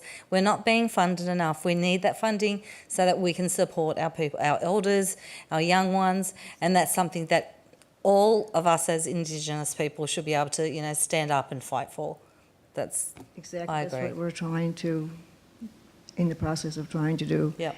Hire some social workers at our Friendship Center. Now we just got one hired. And to go up there every Monday to see the inmates, Aboriginal inmates up in Granville. It's fabulous. So hopefully everything will work out. And like I said, it all comes down to that dollar. Oh, it does, doesn't it? You can't do anything about money, unfortunately. But it also comes down to us too, as researchers. Like with all the research that we're doing, like in partnership with non-Aboriginal people, the research that's getting out there is, informing the governance. We need to do more. Exactly. And like even here with the university now, they have well, as Carolyn would know, we have Aboriginal health, like Carolyn Anderson that was here. I mean, she works with the assistant to the president of the university, right? So, I mean, it's not as bad as it used to be. We're getting there, but, it was still a long road to go. But like a lot of people, through residential school were taught that, and that got a lot to do with a lot of the students and a lot of the people in the communities. It does. Thank you. Thank you. Thank you so much, Julia and Rebecca. I'm sorry we don't have time for more questions, and I think a lot of people have questions for you, so if you don't mind being approached after, that would be great. Thank you so much. So now we're going to move into group work, and for those of you online, we're going to move you to one group and hopefully interact with you. So don't leave unless you have to. You will be online with us with one group. So how many people here are designated facilitators? 1, 2, 3, 4, 5. Ashley, would you mind? 6. And where's the other volunteers? 7, thank you. So we have 7 groups that we can form. So I need you in the room to turn your chairs around and form groups, so up to 7. And please, if you're with other colleagues, if you could spread yourselves around in different groups so we can get as much perspective as possible. And introduce yourselves. And for those of you online, what I'd like you to do is take the person next to you on the list of emails and email them. And one thing I'd like you to do when you introduce yourselves is say one thing about a grandparent. Like you could say where they're from or one thing about a grandparent of yours, to respect the elders and their voices in the room. So gather into your groups. Those of you online, email the person next on the list. So the first 2 people would be communicating the next 2 people and so on. And if it's an odd number, just email the last person on the list, anybody you like. And let those introductions happen. The questions are being emailed to those online, and they're on the screen here in the room. So we have these 3 questions, and we're going to try to move through each. And And there's also people online? yes, and so we want to capture those. So maybe we'll welcome the online people to this group. And they can see us. They can see us. People. And so they've introduced themselves via email to somebody else. So we need to introduce ourselves to the online audience and to each other. So Emily, we'll start with you and say one thing about a grandparent. Okay, so I'm Emily Powell, hello, and I work in Southwestern Ontario, and I do the fall prevention program in that region. And to say something about a grandparent, the first story that came to mind was when I brought my friend who is Indigenous to our family cottage that my great-grandfather had built, that my grandfather had played with all his friends, that my parents had played with all the same friends who were the parents of my friends, and now I had children and all our children were playing together. And my friend who came with me was like, wow, I don't know who my mother was. And if she was here with me now and you asked her to tell you something about a grandparent, she couldn't. Yeah, that's a powerful story. Thank you for sharing that, Emily. So I'm Ashley Kwan. I'm from the Fraser Health Authority in British Columbia, and I was blessed to actually live with my grandparents when I was going to university, so I got to know them kind of better, when I was older and in my sort of young 20s, and that was a hugely important time for me to learn and to see a completely different, way of living and generation. That was really quite transformative to live with them. So. My name is Mike. I'm from Shanghai, China, and my company is Aijiaohu Senior Care Company. So we are the largest senior care company in China. Yeah, I think. So we run a lot of small facilities and the home care. So right now we serve for over 10,000 seniors in China, and there are a lot of 4Ks and induced injuries. So I come here to learn the experience and from all of you. Yeah. Thank you. Thank you very much. Anything about a grandparent, Mike? Yeah. Do you have Yeah, I have. a story about a grandparent? I'm sorry, my granddad just died several months ago. Did you know him? Yeah. Well, I'm very sorry to hear that. Thank you. Hi, my name's Judy Martin. I'm from Thunder Bay District Health Unit. I'm a public health nurse there. I don't run programs per se, but I support them because I'm just one person, and it's a little hard to do. But lately, we've actually, I'm really enjoying the conversation around the Indigenous First Nations areas. But for us, up in the north, like I wonder about having, I totally believe the whole, including Indigenous people right from the get-go, like in any community group. But our problem there is like a lot of our communities don't fly in our winter road, and so it's kind of hard, especially when you're targeting the elderly group, because my latest experience is I did a teleconnect on falls prevention for 6 Indigenous First Nations in the north, and from the beginning, like, the sort of public health jargon of like, diet and exercise and vitamin D and all that, to the end result of my presentation was I learned so much. It was amazing. Is that I had to tell a story about each one of my slides, which made so much more sense and was really successful. But super supportive, like from these communities, like the information. And I didn't have I only had one grandmother that I ever knew, and she had a farm out in Saskatchewan, in West Saskatchewan, and then 2 boarding houses. And I just remember every summer my parents sending me to Moose Jaw to stay with my grandmother for the summer, and she was a joy. She bought her second boarding house when she was 80 years old. Pretty cool. That's powerful. That's lovely. Thank you. I'm Vicky Scott, and I'm semi-retired, but have worked in fall prevention research for more decades than I'll confess to. And I still connect very much because I'm so honored to be invited to Indigenous communities to do fall prevention. So I'm very much involved with that group in fall prevention. I really enjoy it. And because of the First and Second World Wars, I didn't get to know very many of my grandparents. And my mother's mother is the only one I really got to know. And it was a great honor because I went to school in England for 3 years and she lived there and I spent my holidays with her. So I got connected to the ancestors through her. So it was lovely. Yeah. So anything from people online that we can read out? Nothing directly related to what we've just talked about, but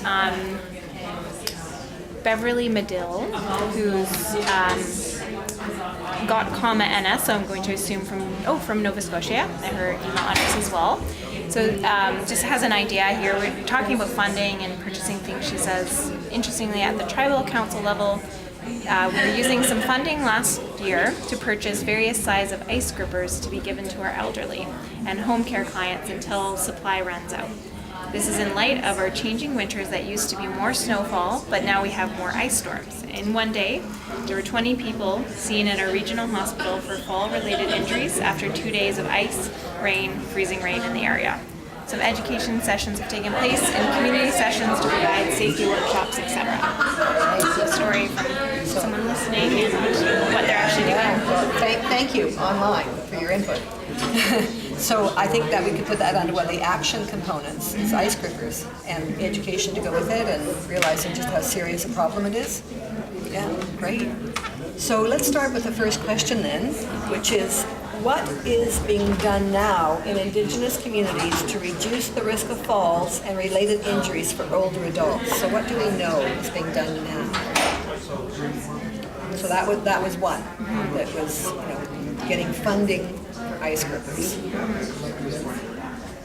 And I also see that as getting creative, right? And maybe, we talked about challenges of funding, but getting creative and finding funding for things that can be purchased versus, bigger problems that might not be solved so easily. But yeah, that's a good point. So starting small. So in Thunder Bay, we created, it wasn't our idea, there's a video out there, it's called Walk Like a Penguin, and it's for walking on ice and snow and slippery conditions. And so we developed a bookmark. Actually I brought some, but they're sitting up there, and on one side it has like other tips of what you can do, and then it has the instructions of Walk Like a Penguin, which leads you to the website where there's it's actually a pretty cute little video. And then there's a few other ones that are like that. So I shared that and had it sent up to those First Nations communities where I'm from. So not that that's the greatest thing, but I also demonstrated it in my presentations. So right, and very simple too, right? We could just yeah. I used it here on these hills. Yeah.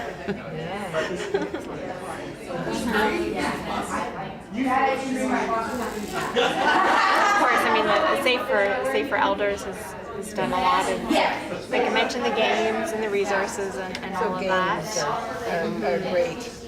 And even, Bev here has mentioned workshops. bingo too. Bingo, yeah, exactly.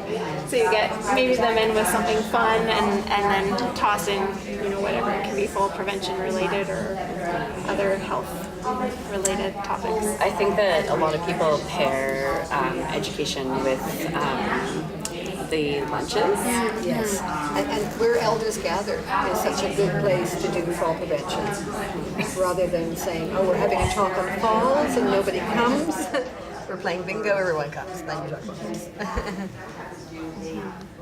Your bingo questions are falls questions, right? Oh yeah. I wonder if we have the same ones It'd or be if they're different. Yeah, it'd be really interesting to compare. So workshops, especially as part of a regular, and that's any older adults you're trying to reach. You can have a conference and ask people to come, and you'll get less people than showing up at the dining program in the church the next week, right? So anybody online that wants to email ideas, suggestions for what is being done now on falls in Indigenous communities, or ideas of what should be done, that would be great. Yeah. And I did a presentation not in a northern community, but at the Indigenous Friendship Center in Thunder Bay. And I thought there was some really interesting comments because we talked about diet, about proper shoes for falls prevention, vitamins.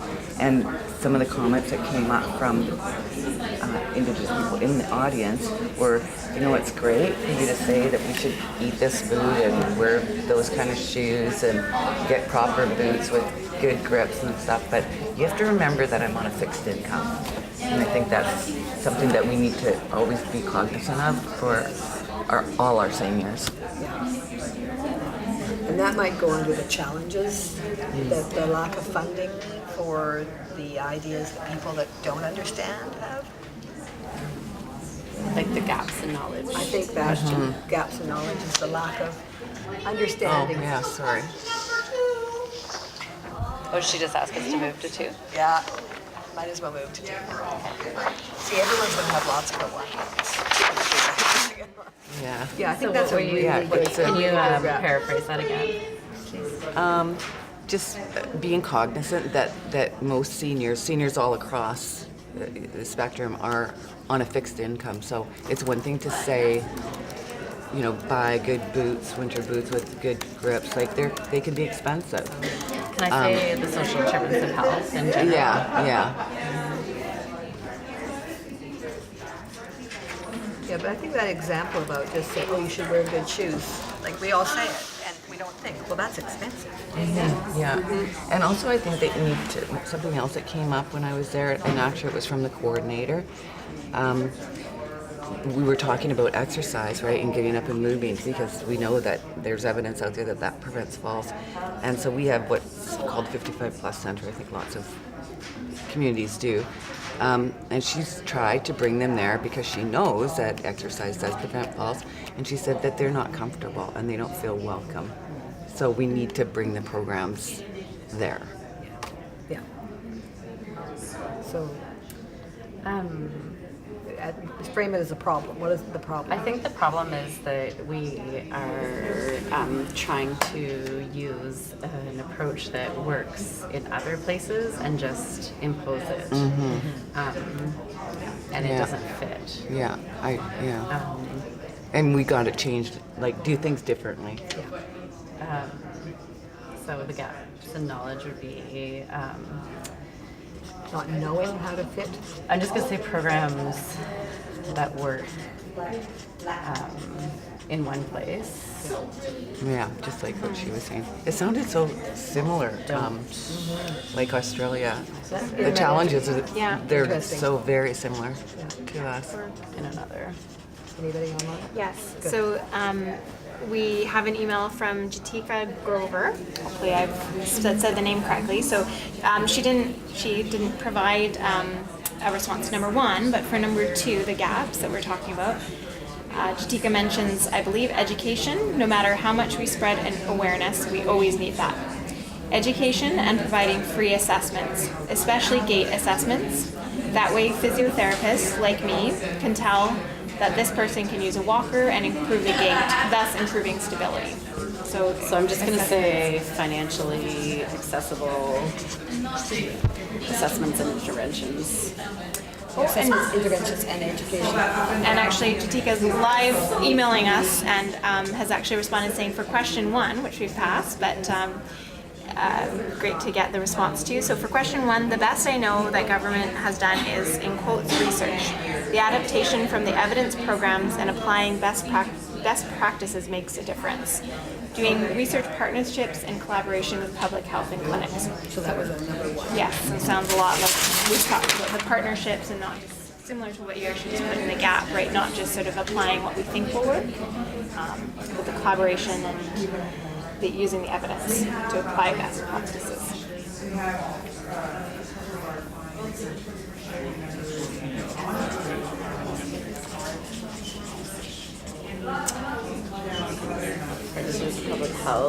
Public health and clinics, collaboration.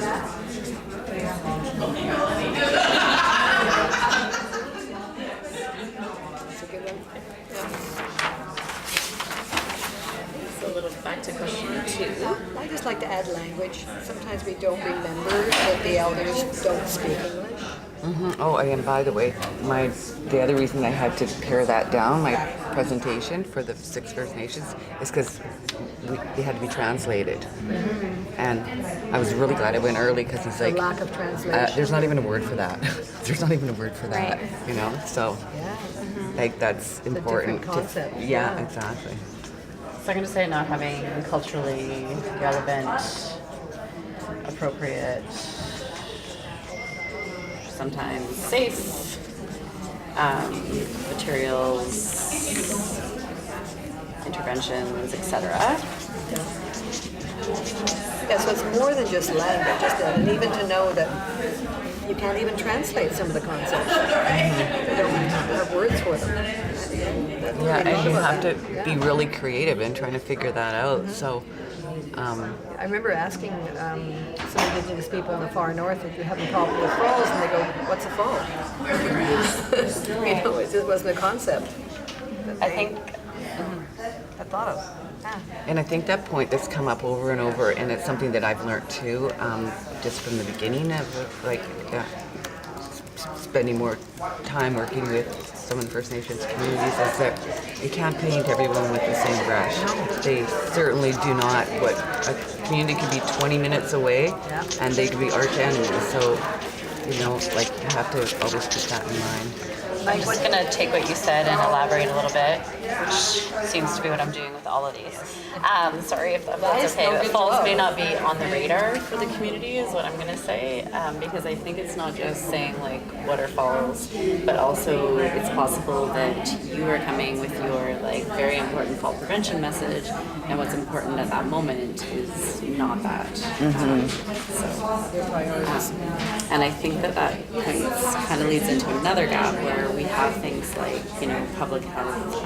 In Ontario, we have public health standards, and so it's great that we have standards that you know are telling people who work for Public Health Ontario that having an Indigenous strategy is important, but not necessarily how that's going to be best done or what that means, which is great because it leaves room for interpretation, and hopefully that's interpreted in the most positive and amazing ways, but that knowing how to engage could be. And the landscape's different. You know, if you're in southern Ontario, your communities are so much closer, they're accessible. Whereas in London, you mean? Yeah, and that. Toronto. Yeah. Just need to clarify that where I live. Right, yes. Not so close. And whereas, a lot of people think Northern Ontario is like, you know, Parry Sound or whatever. Like Thunder Bay is like way farther north, and we have like a lot of Indigenous communities that, like I said, you can't access, or people that have never left their community. Right. Yeah. Mike, what are some of the issues in China for getting the message out to elders, to older people on falls? Yeah, I think we already performed a lot of program here or China, but I think the gap is we just plan, do, and check. Maybe we need just the plan and redo again. We call it PDCA for program. Maybe this is the gap.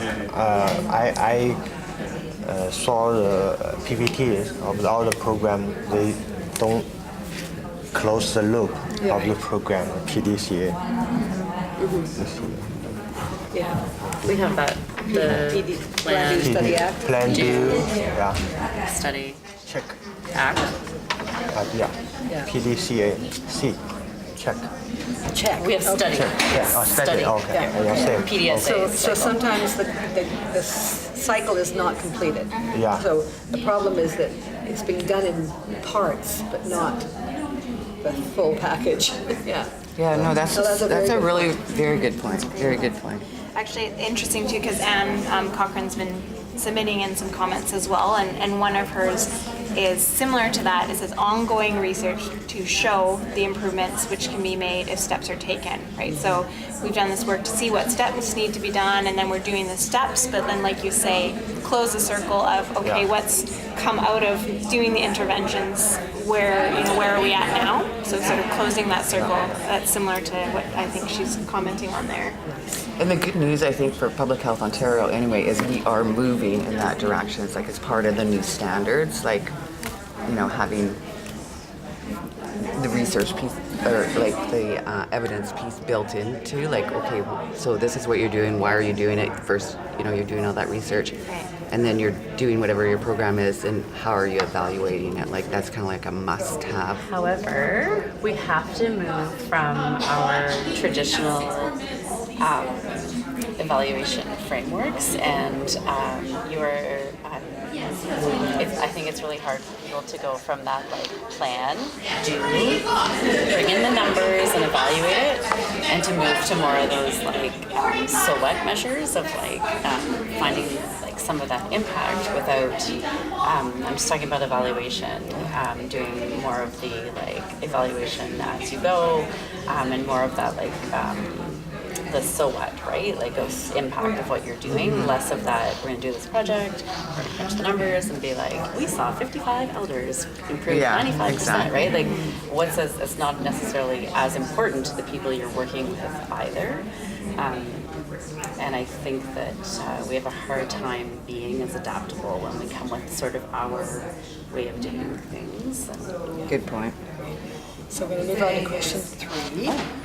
Okay. So for question one, Sorry?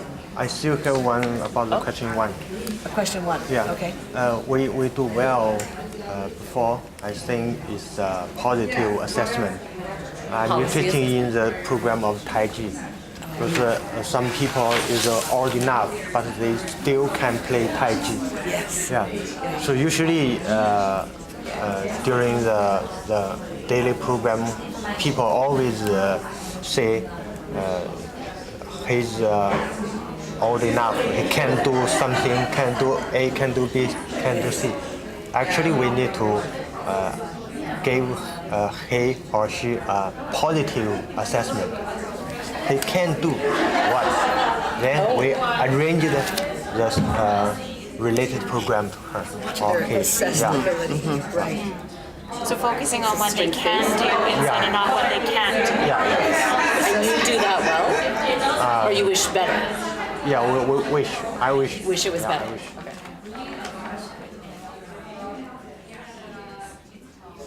So we For the would Tai typically Chi, call that for the Tai Chi program, I strength-based, think right? we already do the positive assessment because some people they sit on the wheel, they still practice. Right? And that's great that you're doing the Tai Chi. We need more Tai Chi. Okay, so question 3. Actions. What do you recommend to address the gaps? So Mary here from online is following along, and this fits in somewhat into that question, but also some of the past questions. But she's just saying this is a challenge, but also could be what do we do to address it? Is every community is individualized. What will work or what can work in one won't work in another. But she has she's worked over northwestern Ontario, and each community is so individualized. So what I'm pulling from that is obviously it's not going to be, like we said, one solution for everyone. And same, Anne added a comment earlier, if I can find it, saying, ensuring access to the service providers who do assessments on an ongoing basis, and the fact that rural communities rarely have this luxury, hence the importance of more mobile clinics or mobile concepts. So, I mean, I heard from some of the elders that we were talking before this event happened, and in northern Labrador, and of course skidoos were huge means of transportation. People were falling off them or tipping over and being trapped under them, but it was a fall hazard. And of course that doesn't exist in Australia. I mean, it's a big example, but I mean, big contrast, but I mean, there are little examples all the way through, like the transportation issues, boats and seaplanes, but whatever that is, it has to be tailored. So maybe an action is to have materials in a way that people can adapt them locally. You provide almost a framework for whatever resources you have provide, that people can adapt themselves locally. Like with the rationale for why you would do assessments, and then people can choose from a selection or take a checklist and adapt it to their own. Would that work, you think? Another thing I would recommend as an action is that we implement Jordan's principle for all ages, and that we would say that like everyone has access, not just that we say like access for children should be the same. So just explain a bit more. So we have Jordan's principle that says like all children should receive the same childcare, and you should work out the money later, right? So we don't want someone to be living in poor health because you can't figure out the funding. And so we have that sometimes you go to try to start a program and it's like, okay, well, if we have the PT coming out from the region, is the federal government then going to ask for their finances back because the provincial put it in?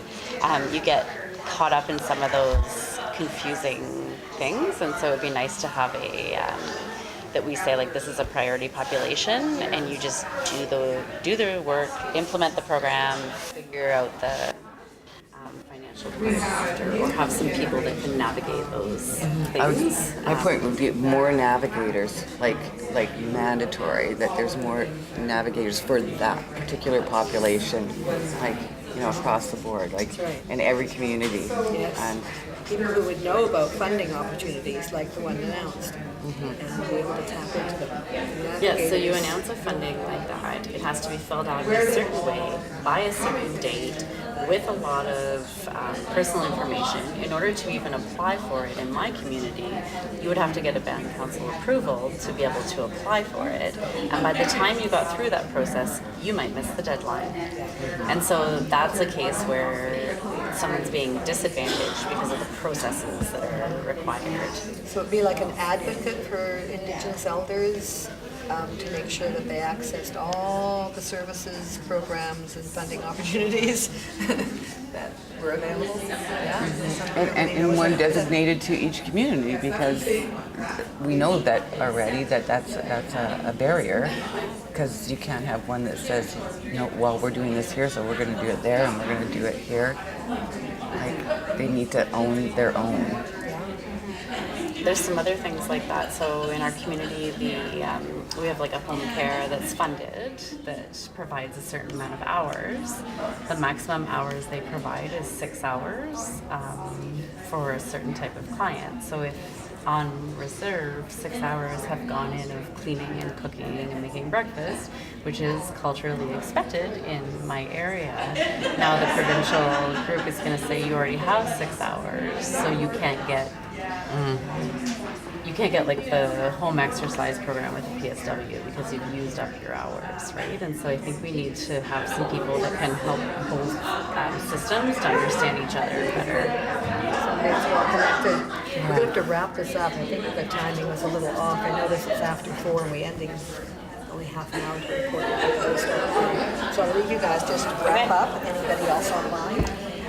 There is one from Mary online, said, when I did my outpost nursing, and I'm guessing she's using fall prevention as this. So fall prevention wasn't part of our curriculum, and teaching the new nurses going up north, and again, she's speaking from the Ontario perspective, it looks like, but anywhere, rural or outward, would be a good way to start on fall prevention. So getting, some of the people that have to learn health-related topics, getting it into the curriculum, right? So they know about it before they're going off to wherever they're going. I would add to that, like paramedics, who we often know work out in rural areas, right? You can have police officers being trained because, they're up there. Fire departments, right? They're often doing pickups, picking people up after falls. So people that are in the communities anyways, having it, be a part of it.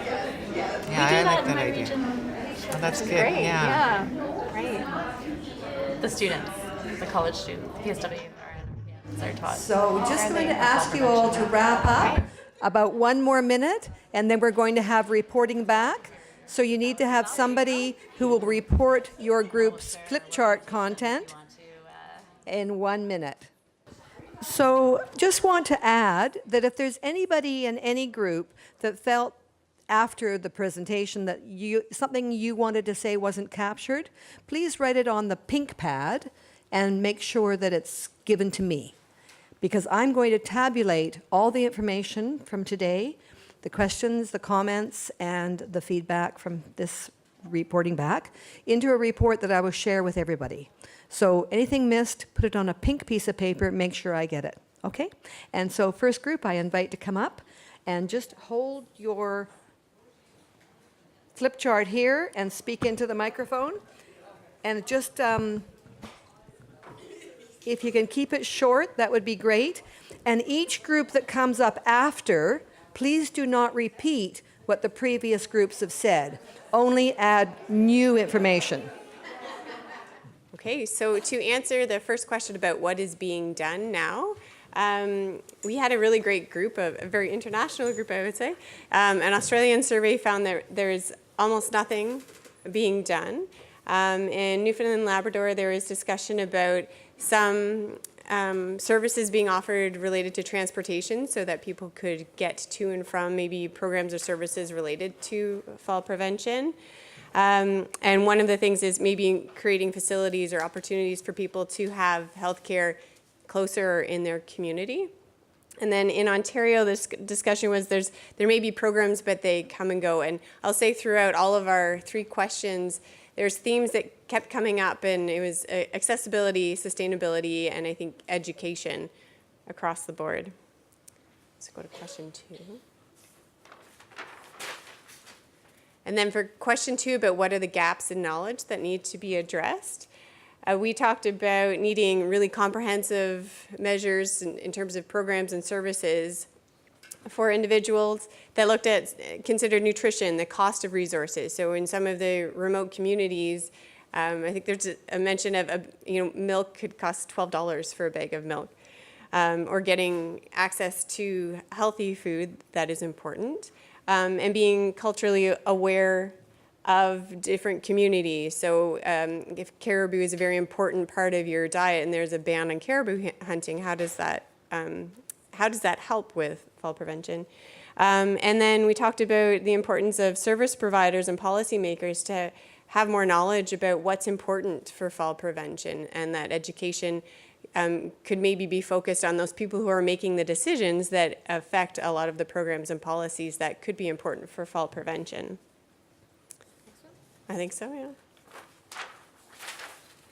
And then in question 3 about what actions do you recommend to address these gaps, a big one came out was addressing social determinants of health, because the discussion was if we can fix a lot of those or help improve social determinants of health, we may then end up helping to prevent falls.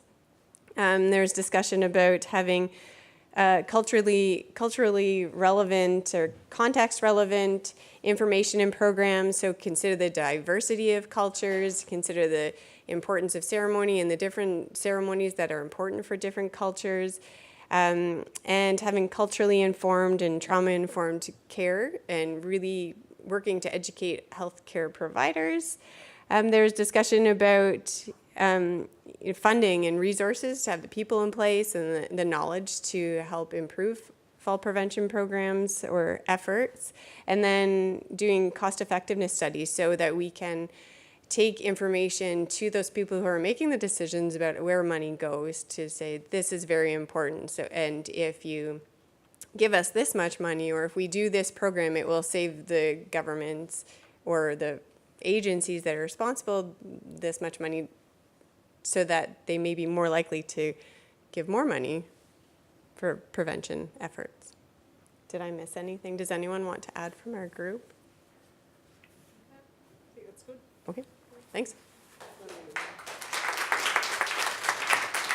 Okay, so next group, please, and just anything new.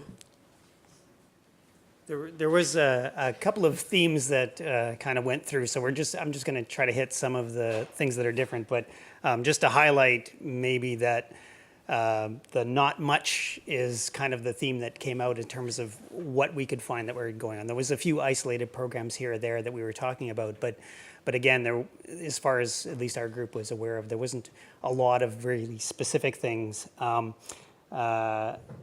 than we were talking a little bit about CIHR's institute as maybe one of the things that might be something that will help in the future in terms of getting more targeted research in this area.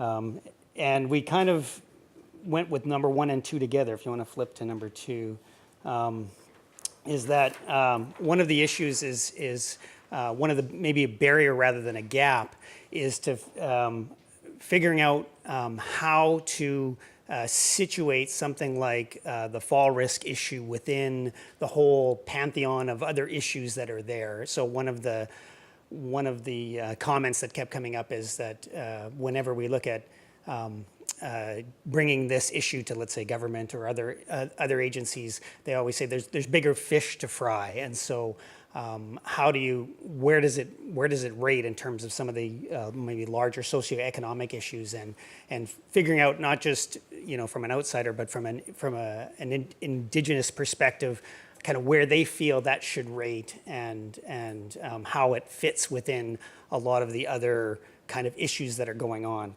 Which kind of gets to our number 3. Again, I'm just kind of hitting the highlights that were kind of different.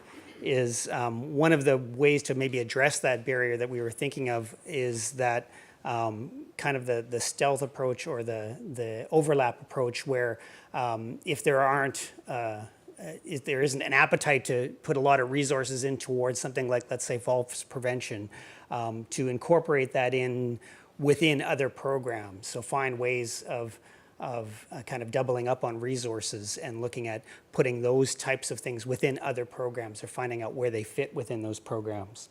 And one of the other actions, and I think it's very similar, is to try to get more information, figure out ways to get more Indigenous input into what's going on. It was kind of overlapping on what Allison said about like the feasibility studies, trying to find out information so that we can start to have an inroad, because there are probably some resources that could go in there, but we need to know where the optimal place to put those resources are, and to basically train a lot more Indigenous researchers, find ways to do that as well, because especially from somebody like CIHR, they would like Indigenous researchers to be part of the research projects, but there's a limited number of them, and so they kind of get overwhelmed with requests to be involved in those things. And so one of the ways to get around that is to train more Indigenous researchers. So anyway, I think that hits our highlights. Is that it?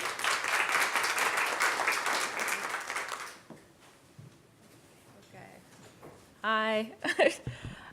So we already had some overlap with some of what everyone else was already saying.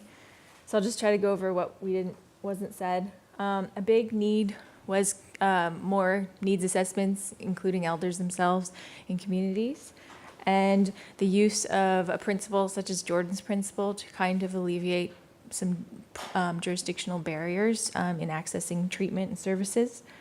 The provision of safety equipment, sometimes it's not available. Home safety kits, and also vision screening. For question 2, some of the gaps we looked at was outreach, just generally in urban centers, seems to be a gap. There's a lack of resources for mental wellness and addictions, and it overlaps with a lot of seniors' issues. Prevention, education with community involvement, and especially around non-insured health benefits, changes in policies and what equipment's available, things like that. It seems like the healthcare referral system, it can be quite inefficient for elders and seniors. There's also, what does this say?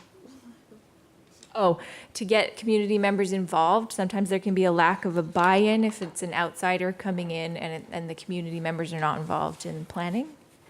For question 3, some of our recommendations based on those gaps were building community capacity. I think we already kind of mentioned that specifically with research, but also just engaging youth, people in the community, local cultural knowledge holders, especially elders, streamlining the referral process and coordination on the ground, more interpreters in order to do that. Some people don't speak English in their day-to-day lives. Everything else, everybody already covered. And I think that's it for us for now. Right. So a lot of the greatest points have already been said. Thank you. So honestly, for us, we had a really good group. Some of the points really was the need to have a coordinated approach in order to really target our First Nations communities.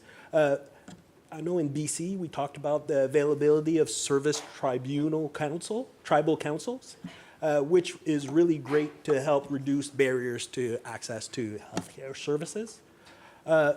Talked a little bit about what's happening in New Brunswick with collaborating with First Nations community for the development of resources on fall prevention. Also talked a little bit about target messaging to groups at early stages. So just a few points. So beyond that, we talked about having flexible exercise programs that are going to be able to cater to the needs of First Nations communities, to be active and to encourage the community to participate. Generation cultural, so obviously not just targeting our First Nation, the elders, but also including the younger age groups in any type of effort. Anything else that you want to? Oh yeah, health literacy, which is a big barrier. So when we're talking about offering services to elders, having them actually understand the reason why we're providing that type of service, the reason behind that type of initiative. And we also talked about the question of poverty being a factor where when you're dealing with extreme poverty, your priority is eating, and fall prevention might not be on the top of your list.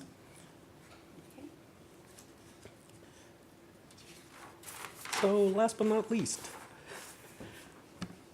education being one big thing that we'd like to improve, but not just for seniors themselves, but also addressing that for all age groups. Open communication, something that was mentioned earlier today, starting at an early age. A big one is telecommunications for certain communities that are isolated, so having access to those type of services using telecommunication was mentioned. Strengths and balance education, fall risk assessment, and not just fall risk assessment targeting seniors themselves, but also looking at environmental risk assessments, so looking at the housing, but also community risk assessment. So this including sidewalks and the rest of what would be included with fall risks in the community. Yeah, for broken sidewalks, going into buildings where the steps are not even, so things like that. So, yeah. And then I can let you know from the last question there for the NWT, all the communities are isolated, so you have to fly in or fly out with the doctors and nurses. There's just lay dispensers, home care support workers. There's no physio, no OT, no speech, no pharmacists or doctors in the community. So it's hard for them to get access to all this information.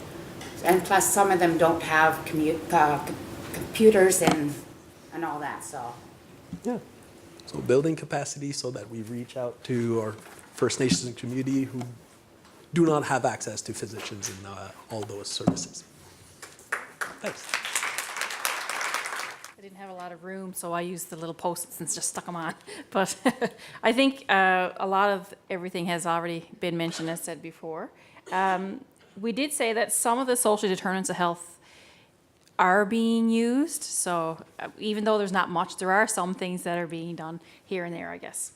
And a lot of the falls prevention, a lot of the falls prevention work that's being done is done in community, so that's good.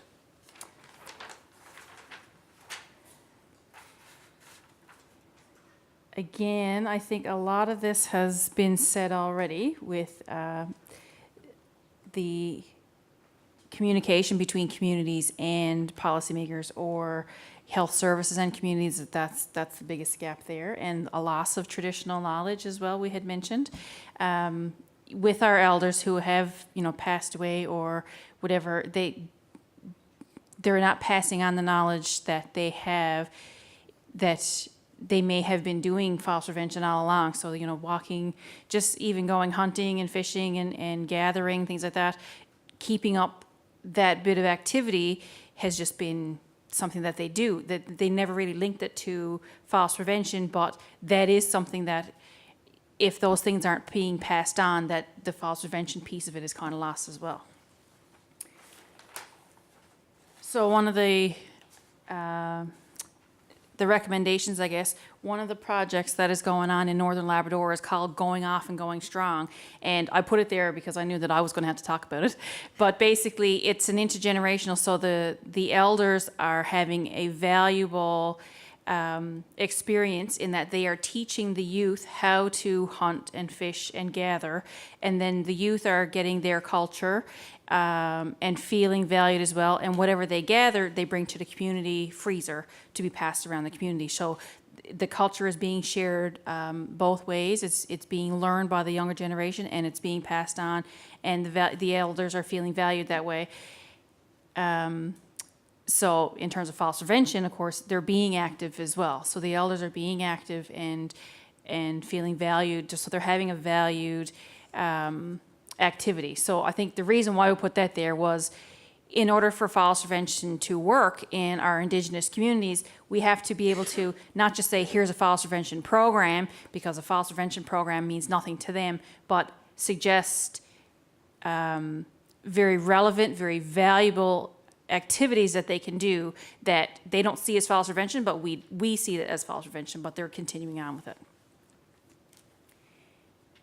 And let the leaders lead. Let the elders lead, and we provide support to the elders to be able to do those kinds of things.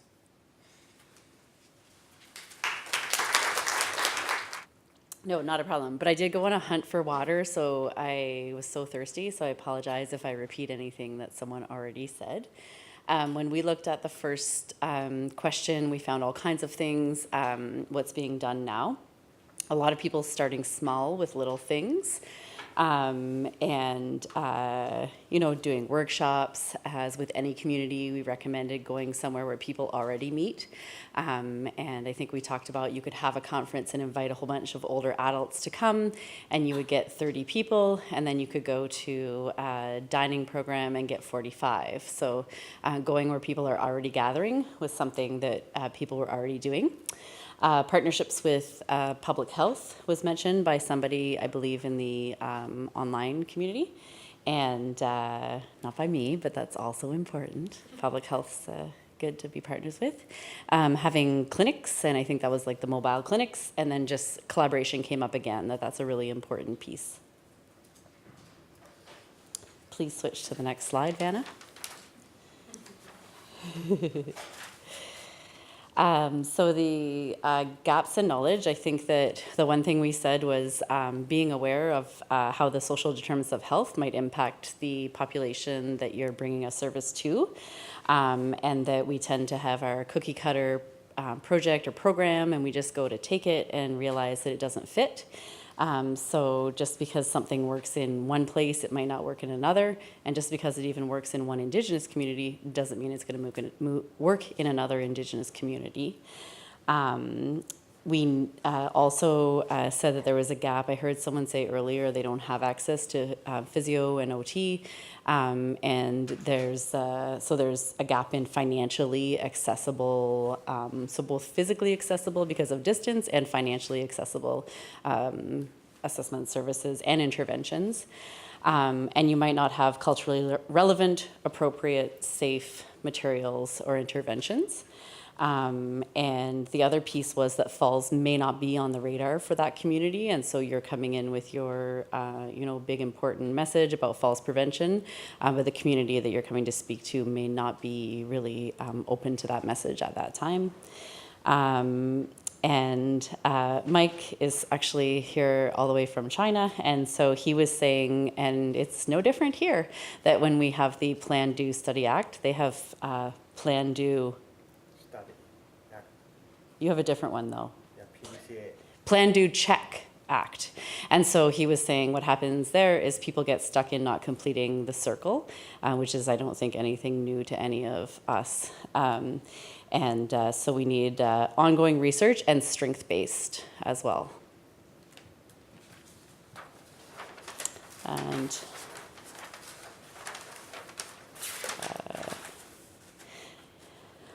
the couple of things that came out as actions were that we need to be teaching fall prevention to students before they graduate from the RN, PSW, RPN programs.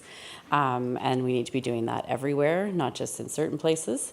And then I heard someone say Jordan's principle, and that was funny because we said the same thing for everyone. That we'll do the program and we'll worry about whether it's going to be provincially or federally funded or what's going to happen. We're just going to do, and we'll worry about the money later, which my girls up here are really good at that.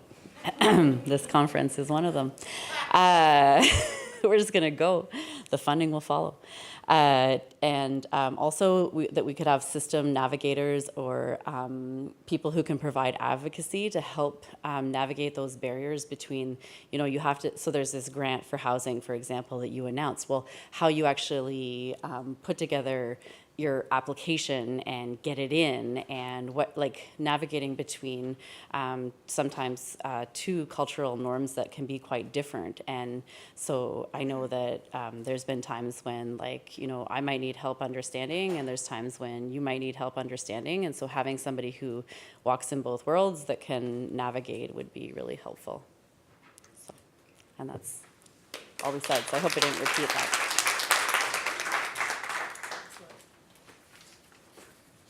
Thank you all. That was amazing group work. And thank you to those online. I hope we captured your comments. And thank you, Ashley, for doing that. So we've learned a lot today, I would think. And I said, I just have one challenge for everybody. For you to think of one action that you're going to do in the next month when you get back to your communities back home that will make a difference for Indigenous fall prevention? What's the one thing that you can do in your role? So just think about that for a minute and try to commit to that. And then I'll ask you to report to me on my, but that would be nice. But I'm so appreciative of all the people that have joined us here today in person and online, and to share your thoughts on this really important issue. And as it's so clear from all the presentations that were just given, it's a complex issue. It's embedded within a history that has some painful background. It's embedded within a complex set of risk that goes from social and economic factors, environment, funding, policy, government, etc. But not to be burdened by that, to think it is also a foot in the door. Sometimes preventing a fall, one person once said to me, is taking on all of the geriatric problems. Because really the reasons why older people fall are embedded in almost every health, living, environmental, social condition. If you can put your foot in the door and get one action, be that changing the environment, getting funding for ice grippers, getting a meeting of elders to share their knowledge on what they're doing to prevent falls. I had the honor, is Bev Fossey here? Where's Bev? Bev, thank you so much for connecting me with the elders and some of the other people who then connected me with other elders. But there was a woman from Northern Labrador who talked about how she would go and take all her relatives back to the caribou hunting grounds, the traditional lands and hunting grounds of her people every year. And she's now in her late 70s, I believe. This is Miss Pashaway. Yes, quite an extraordinary elder. And just how active she stays. And I was on the phone with her, and she said, oh, but I'm nothing. There's this fellow who's in his late 80s who's broken both his hips, and he's still out there on his skidoo and going out hunting and active. So they must know something we don't know. And how do we tap into that knowledge? And how they stay so engaged with their environment and they're so physically active and spiritually well and connected to their families and multiple generations. So we have so much to learn, and how can we bring that to fall prevention?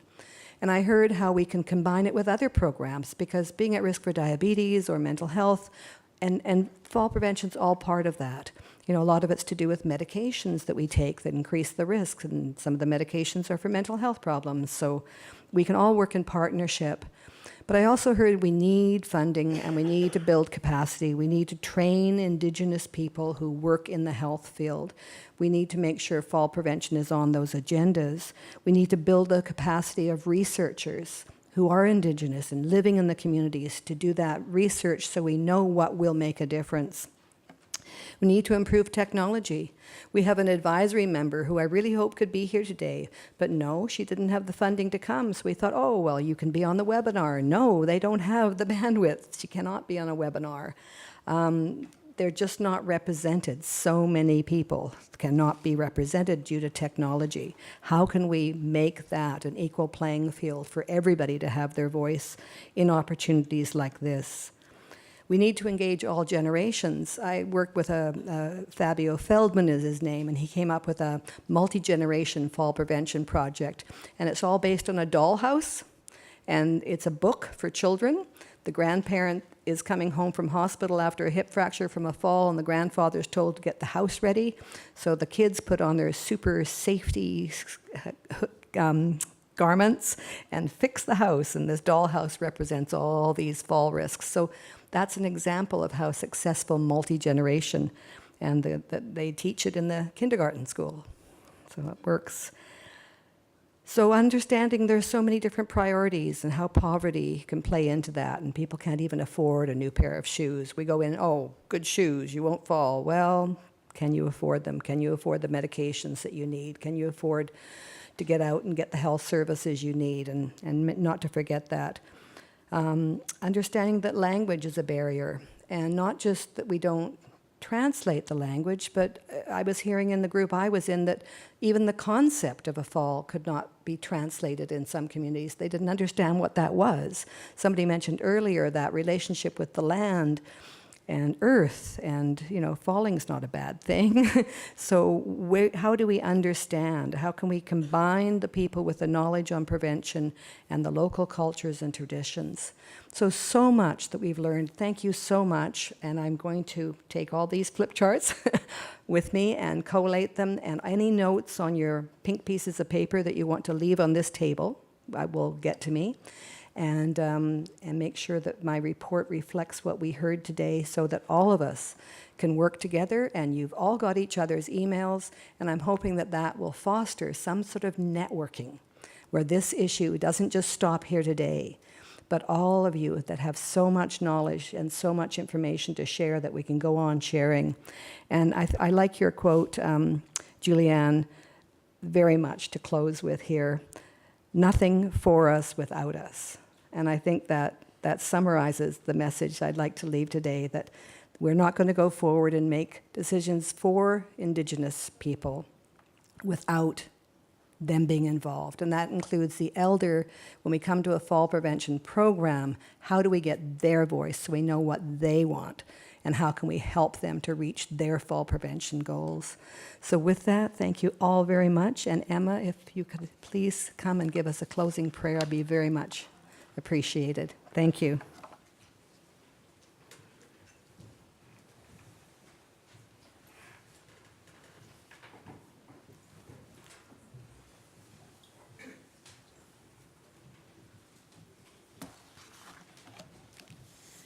Beautiful day. We learned a lot, I think, today, and I hope everything carries on. Let us pray. God, our Creator, in the busyness of our day, we sometimes forget to stop to thank you for all the good in our lives. Our blessings are many, and our hearts are filled with gratefulness for the gift of living, for the ability to love and be loved, for the opportunity to see everyday wonders of creation, for sleep and water, for a mind that thinks and a body that feels. Thank you, too, Creator, for those things in our lives that are less than we would hope them to be. Things that seem challenging unfair, or difficult, when our hearts are stretched and empty and pools of tears form in our weary eyes, still we rejoice that you are near to us as our next breath, and that in the midst of turbulence we are growing and learning. In the silence of our souls, we thank you most of all for your unconditional and eternal love. Amen.